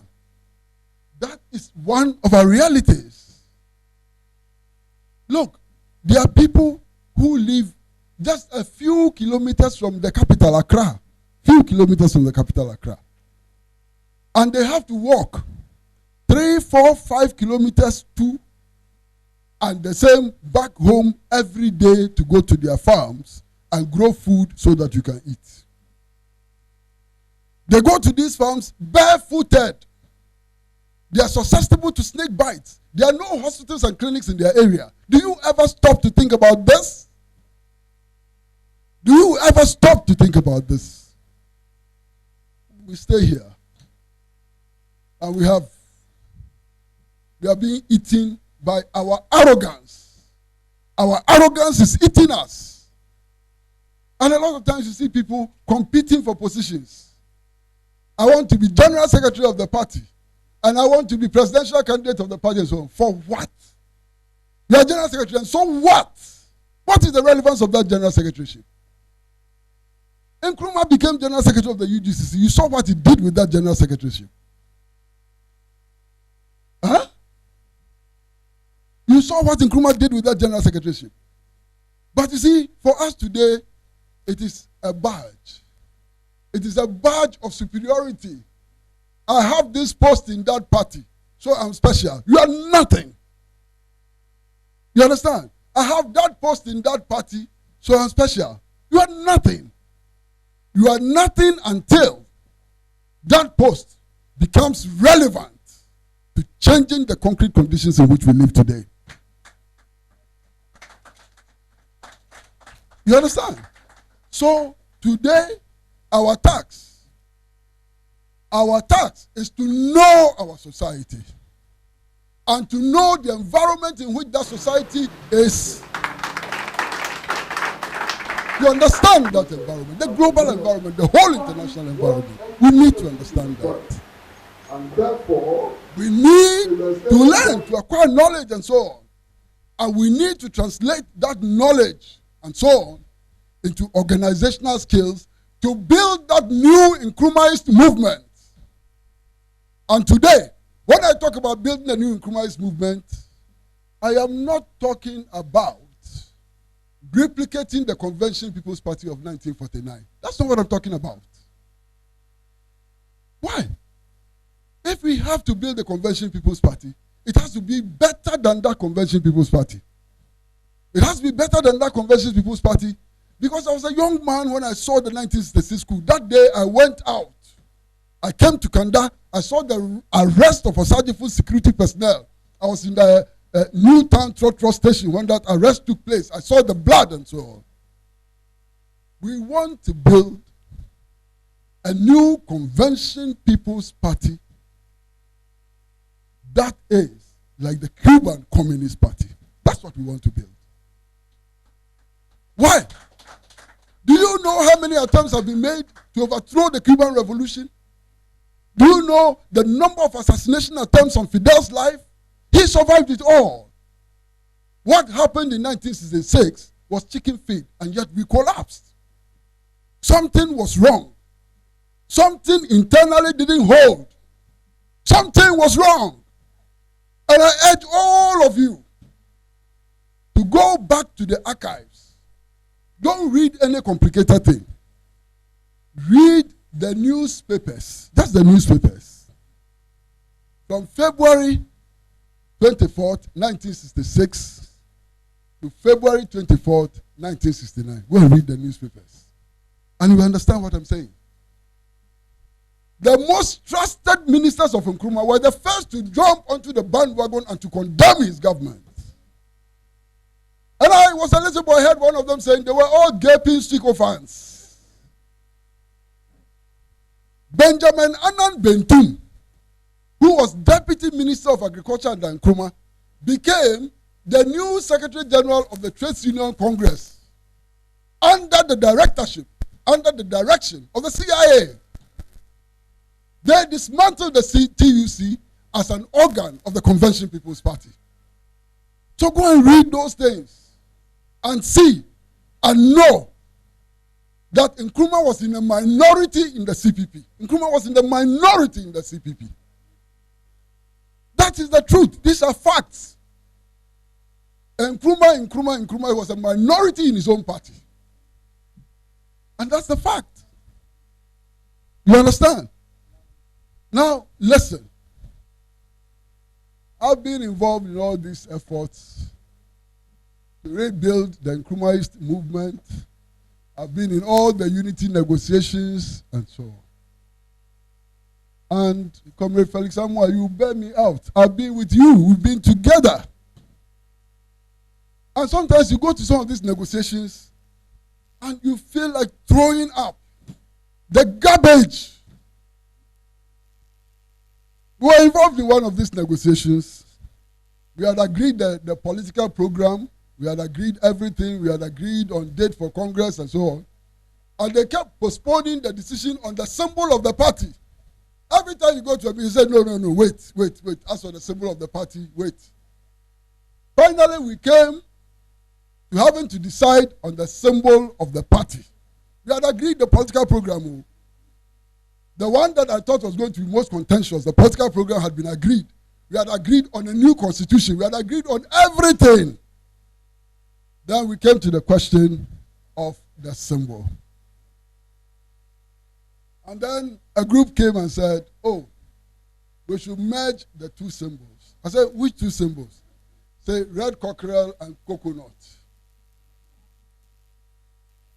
And I'm not exaggerating. One group said, let us put the cockerel on top of the coconut. And the other one said, no. If the cockerel is on top of the coconut, it will be too prominent. Let us bring it under the coconut tree. And the negotiations broke down on account of where to place the cockerel and the coconut. If I lie, tell me. If there's anybody here who says I'm lying, you should tell me. I was in the negotiating team of the Convention People's Party. And then sometimes you hear them. And I wonder, you hear them. And then they say, oh, the last election, I got 1.1%, you got 1.01%. So you should adopt my symbol. You are not even ashamed that you got 1.01%. It's a basis for negotiation. What stupidity is that? Look, the members of the various formations who say that they are Nkrumahs, it is time to rebel against your leaders. Rebel against them. Rebel against your leaders and work together to build that united front. Because your leaders are leading you nowhere. Since 1992, we've been talking about unity. When are we going to achieve that unity? Don't depend on them. They will take you nowhere. It is time to build caucuses in the constituencies, in the regions and so on, to bring about that unity that we need so much. And don't let anybody stand in your way.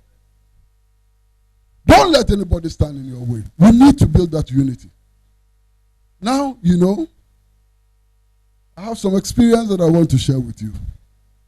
My brother Justice is laughing some laughing I'm not happy with at all. I don't like the smile on his face. But let me tell you something.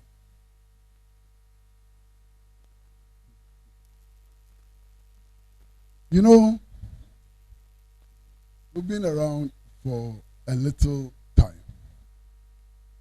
In one of these campaigns, we went to a village near Samankesi, your place. And as soon as we arrived, an old lady approached us. In fact, I was with Professor Abubakar Al-Hassan. So the old lady saw the party card and everything, and she came, and she had a party card. A party card signed by Nkrumah. And then she came and said, me, I'm CPP. I want to join CPP. I want to vote for the CPP. But show me something which will convince me that you are also CPP.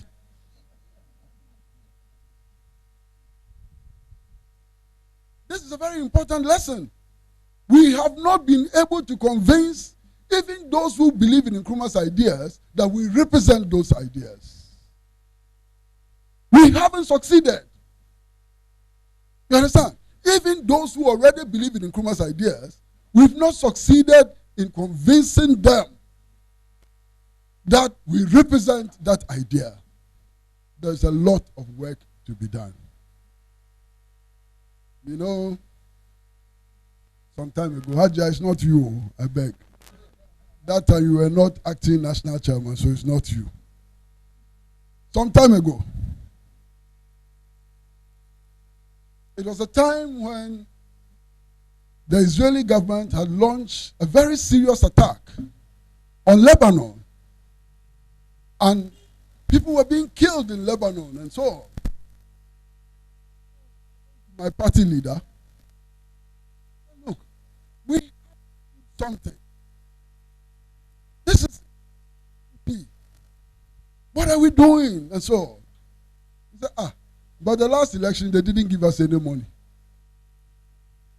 I'm serious.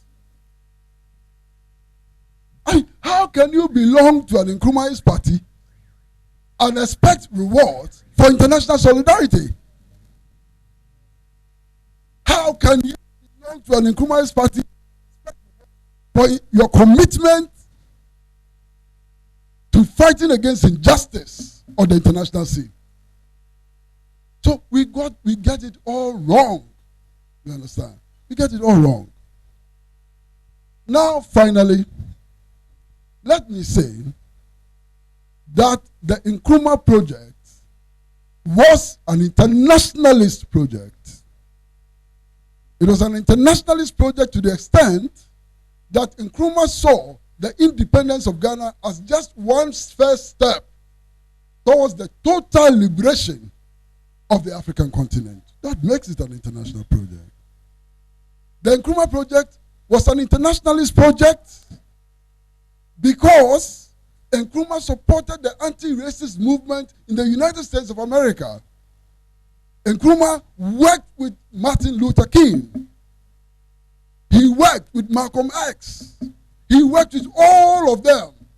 He helped them to fight against the American system of oppression and exploitation of black people. It makes the Nkrumah project an internationalist project. In 1959, Nkrumah met Comandante Fidel Castro in the Hotel Teresa in New York, and it became the basis of the enduring relationships between the African people and the Cuban people. That was an internationalist project. The fact that Nkrumah was overthrown was he was on his way to Hanoi, to participate in a peace process, shows the extent to which he was committed to the principle of internationalism.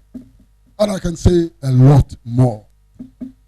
We should not forget that today, as we gather here to celebrate Founders Day, the official birthday of Osajifo Dr. Kwame Nkrumah, we should not forget that the independent process is not over.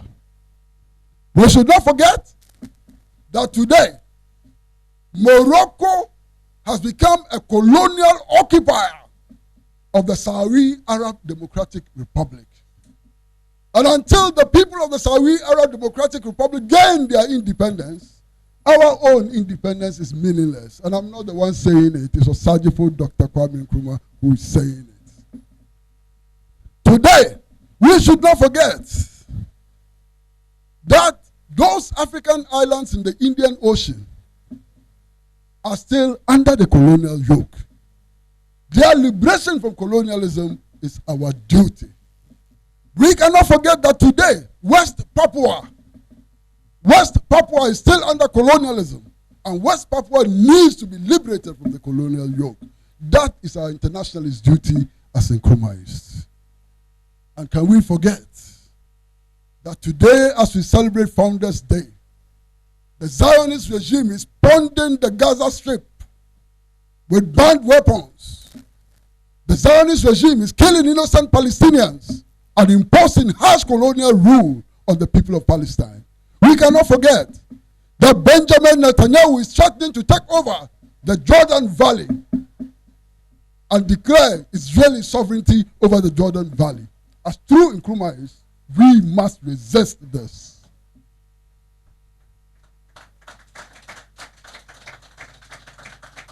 If we are true Nkrumahs, we must be concerned about what is happening in Venezuela.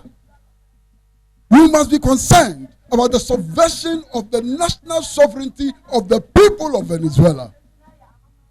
We must be concerned about that joke which is unfolding in Venezuela, where Guaido can stand in a street corner, beat his chest, and declare himself president of Venezuela. A true Nkrumahs must be worried about that situation, and they must be prepared to do something about that situation.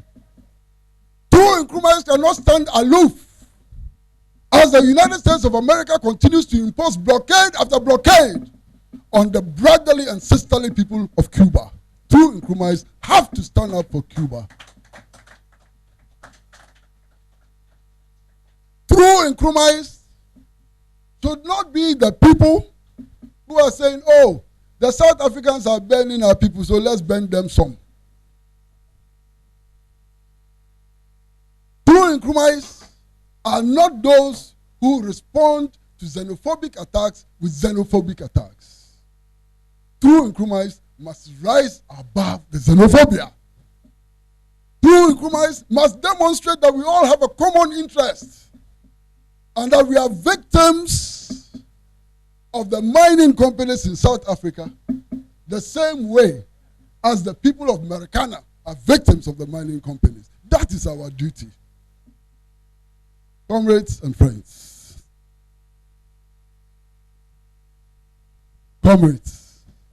friends, your excellencies and all, let me say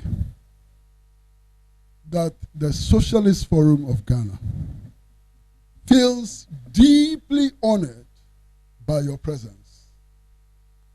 We are so very happy that all of you came here today. You encourage us. And we are so very thankful that you all came. You see, this may look like a small place. Indeed, it's a small place. We used to organize Founders' Day in the Accra International Conference Center to fill it with 3,000 people. We used to fill the National Theater and so on. Somehow this year, we decided to scale down for various reasons. Okay? Reasons that I do not want to discuss now. But we decided to scale down.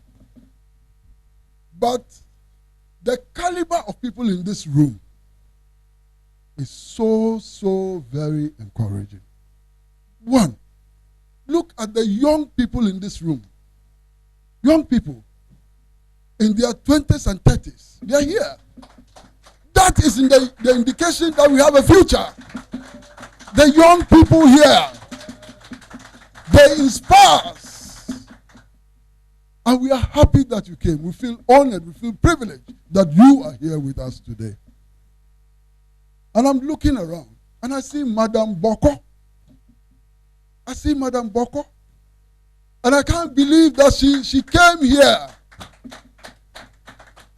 For those of you who don't know Madam Boko was the first woman tractor driver in Ghana. Madam Boko is an example of Nkrumah's commitment to promoting gender equality. And she's here with us. How can we not be happy today? Our Founders' Day has been over-celebrated. You understand? And then we have amongst us the National Vice Chairman of the National Democratic Congress, Mr. Moses Mabinga, former regional minister, is here with us.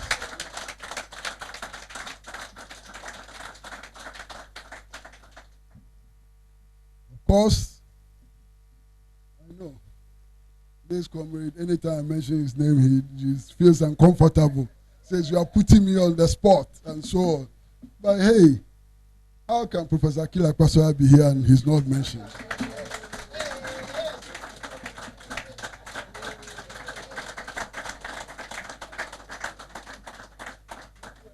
You know, a lot of you probably do not know. We are where we are today. We haven't come very far. That's a fact. We haven't come very far. We haven't done as well as others did, those before us did, and so on. But even the little we have today would have been impossible without the Akisoyas, the Kwesi Botes, the Jawa Apprentice, the Ebohach Fools, and so on, the Atabrichums, and so on. The little we have today is because they were around. And it's because they were not selfish. They were not selfish. They made their knowledge available. They were engaged in all kinds of activism and so on. That is what brought us here. And we are always happy to have Aki with us. Indeed, we opened a little library here.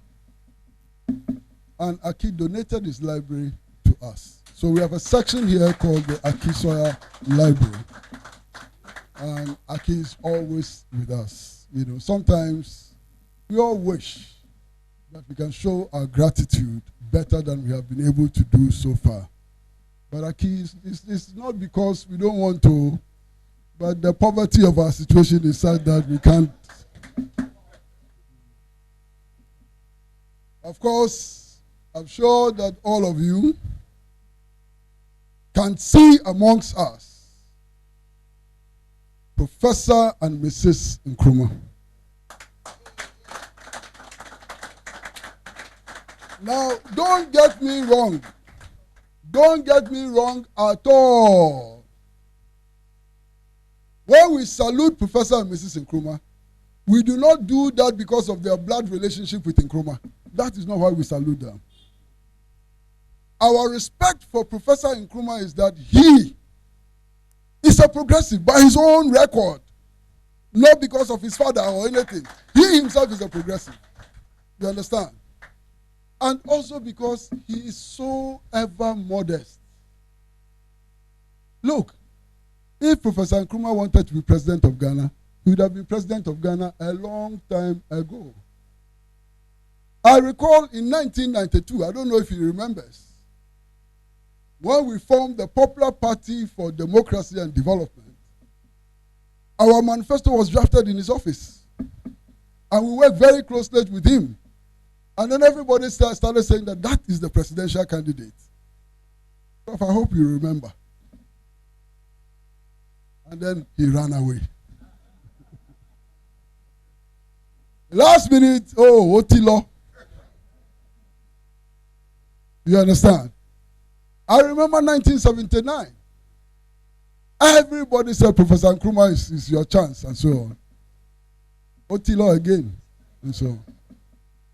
So he's not one of those people who wants a position as a badge of honor or something. This man could have become president of Ghana. Even today, if he decides, and we rally behind him, maybe we'll get far. but he's more concerned about other things than that. So we salute him as a comrade, not as Nkrumah's son. Because we know, comrade, we know the children of great revolutionaries who are trash. And I'm not going to mention names. There are so many of them, great revolutionaries, and so when you meet them, they are complete trash. You know, revolutionary attributes are not. Now, I like to say that we feel particularly honored that we have amongst us here today His Excellency, the Ambassador of the State of Palestine.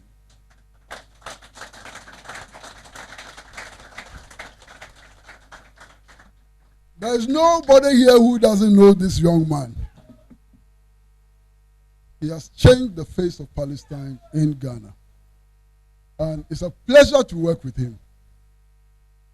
It's so pleasant. I don't have to say everything, you know. We have amongst us His Excellency, the Ambassador of Cuba.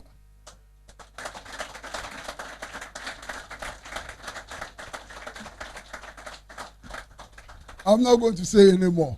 Even the applause says it all. And then we have a representative of the Embassy of Angola.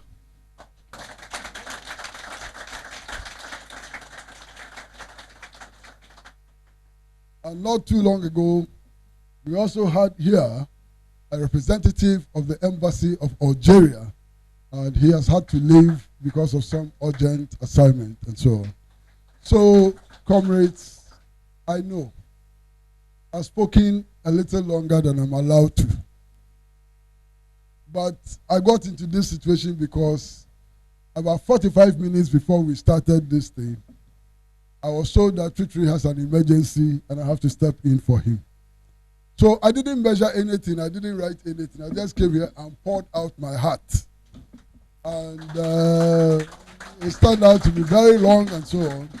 I apologize for this long thing.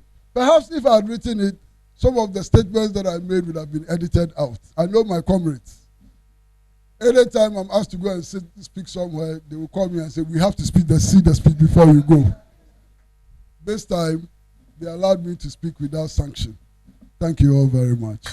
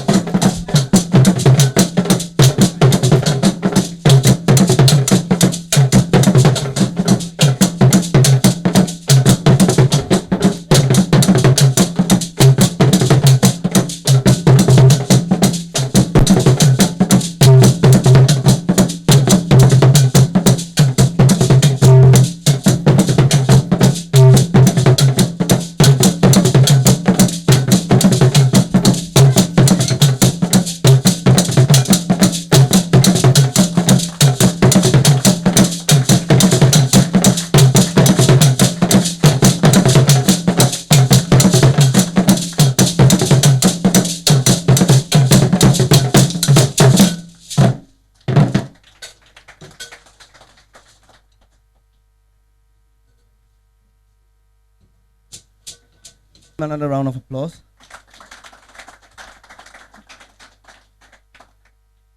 At this point, we'll take some contributions from the audience, at least 3 contributions. If we can have 3 people.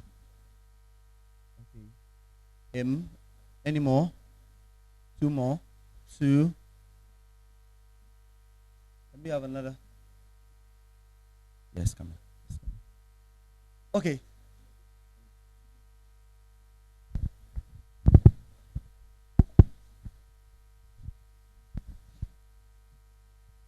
Your Excellencies, distinguished ladies and gentlemen, my name is Moses Mabemba, and as I was introduced, I am here to represent the NDC.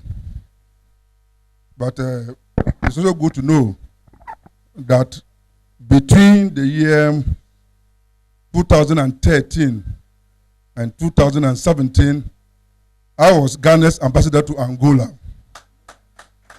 And I'm happy I've seen a brother here. We've not met, so that's why I said we'll meet after here. I left Angola in January 2017 when my party lost elections and I came home. So we'll talk after this. But mine is not a speech. You see, if you want to talk about the great man Kwame Nkrumah, you need more than a day. Having read a lot about him, I agree totally with all the things that Comrade Kwesi Pratt said about Kwame Nkrumah. I just want to say that my 3 years stay in Angola, I enjoyed some special status in that country because of 2 people. One was Osajifo Dr. Kwame Nkrumah and Captain Kojo Chikata. If you go to Angola today, the ambassador's residence for Ghana is sandwiched between the American ambassador's house and the former president's private house. I mean, the former president, the one who handed over last year, Eduardo dos Santos, his private house is on one side of the ambassador's bungalow, and on the other side is the American ambassador's house. That tells you the position of Ghana in Angola, that respect that we get there. And I was usually invited to certain special programs. I get there and read, I'm the only African ambassador there, and I didn't understand. But with time, I got to know that Ghana has a very special place in Angola. And I enjoyed those privileges because of the great man, Kwame Nkrumah. So as Comrade said, Kwame Nkrumah was not only a Ghanaian, he was an international man. I remember one time I was traveling to my station and I met Prof in one of the aircraft. Prof, I don't know whether you remember, somebody met you in an aircraft and told you that he's enjoying privileges as an ambassador because of your old man. I don't know if you remember, we met in an aircraft. We were traveling together, I think, to South Africa.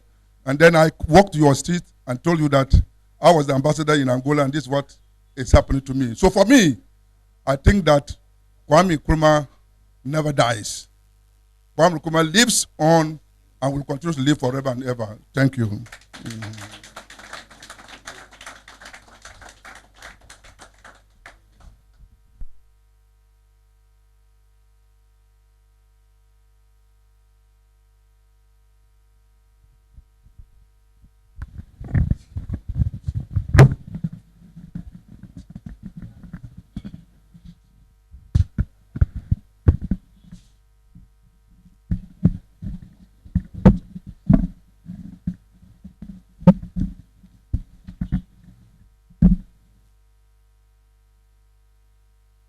Forwards, never. No, you got it wrong. Forwards, never. Ever. Forwards, never. Backwards, ever. Kwame, you and I have had several discussions lately on your birthdays regarding Ghana, that is Mother Ghana. It is always refreshing when I visit, but today I ask 3 simple questions in respect of your maxim, forward ever, backwards never. In our culture, it is unusual for a son to question a father. But I think that maxim should read forward never, backwards ever. Not that I disrespect you, nor your intelligence, nor your ability to predict the future as you did in the book Dark Days in Ghana. But Kwame, I fail to understand or see if we have moved forward, if we have an educational system that is best described as traffic light. If our educational system is described as traffic light, have we moved forward? Have we moved forward, Kwame? If after 60 years of independence, we have an association in Ghana called Unemployed Graduates Association. Kwame, have we moved forward? The last but not the least, Kwame,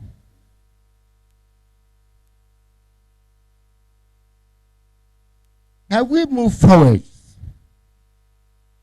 if we have a minister for aviation and a ministry of aviation without an aircraft or an aeroplane? Kwame, have we moved forward? Kwame, I'm so traumatized, disillusioned, and sad. Is this the way forward? I think you better take a look at that maxim again. Forwards ever, backwards never. It should read forwards never, backwards ever. I understand, Kwame, you are a student of Marcus Garvey. So Marcus Garvey may have borrowed it from you, or did you borrow it from Marcus Garvey? Better take a second look at that maxim.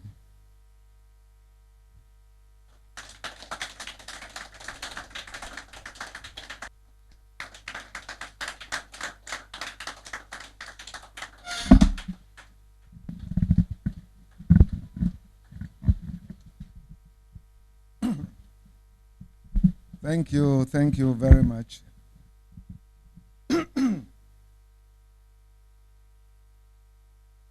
Excellencies, distinguished ladies and gentlemen, comrades, time is fast spent, and our own brother, Kwesi Pratt, has said it all. In fact, I was wondering if Cde himself had come here, then we would have actually needed another 1.5 hours. But Kwesi has done very well, and I'm praying that we have people like Kwesi Pratt Jnr. to continue to fight for the sustenance of Nkrumahism. Nkrumahism was good, more than good yesterday. It's better today, and it's going to be the best tomorrow. And I tell you, when I was actually acknowledging me being the chairman for this function, I said something. Civilitatis Ghanaiensis Conditor, Kwame Nkrumah. Kwame Nkrumah is the founder of the state of Ghana. And Kwesi Pratt also threw a lot of light on all this. So I don't even need to waste your time. Kwesi has thrown light on the true facts of the history of this country. Kwesi, thank you very much. The Germans would say, vielen herzlichen Dank. And of course, the Russians, spasiba balshoi. I studied in these two places, so that is why. So, comrades, I would like to take this golden opportunity to congratulate all courageous and true comrades like Kwesi Pratt and others of the Socialist Forum of Ghana for their untiring efforts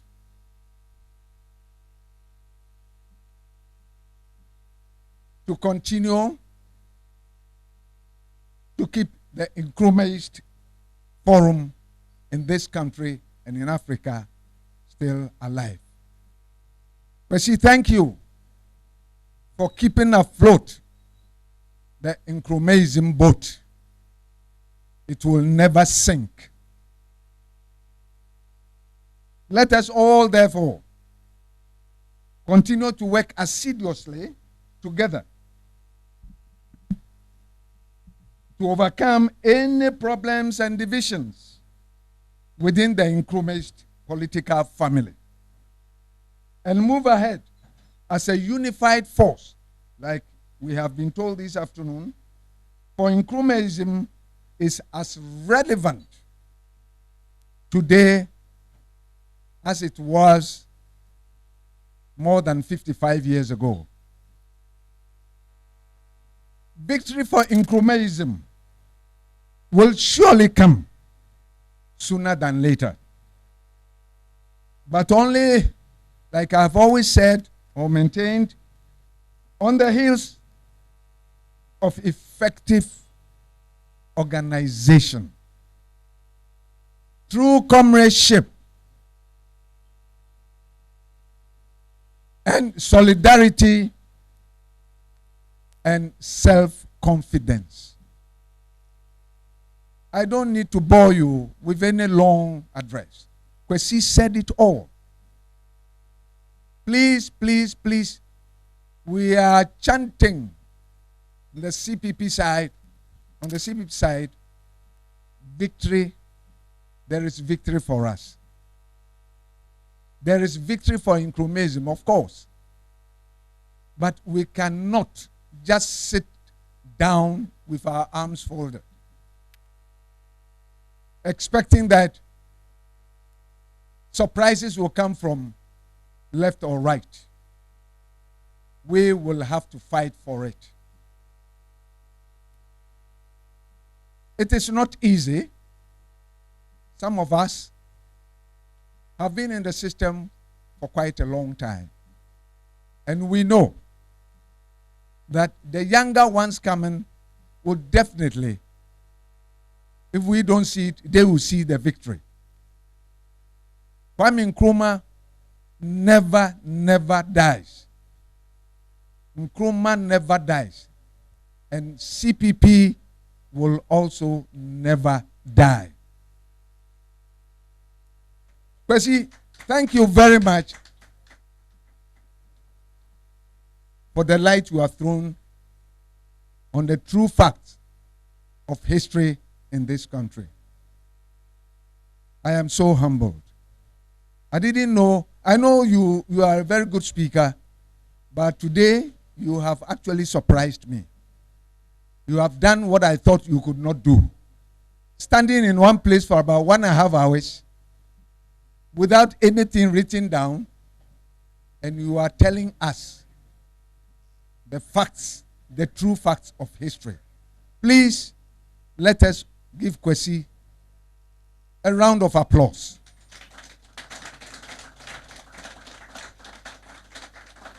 I'm also happy that all of you came.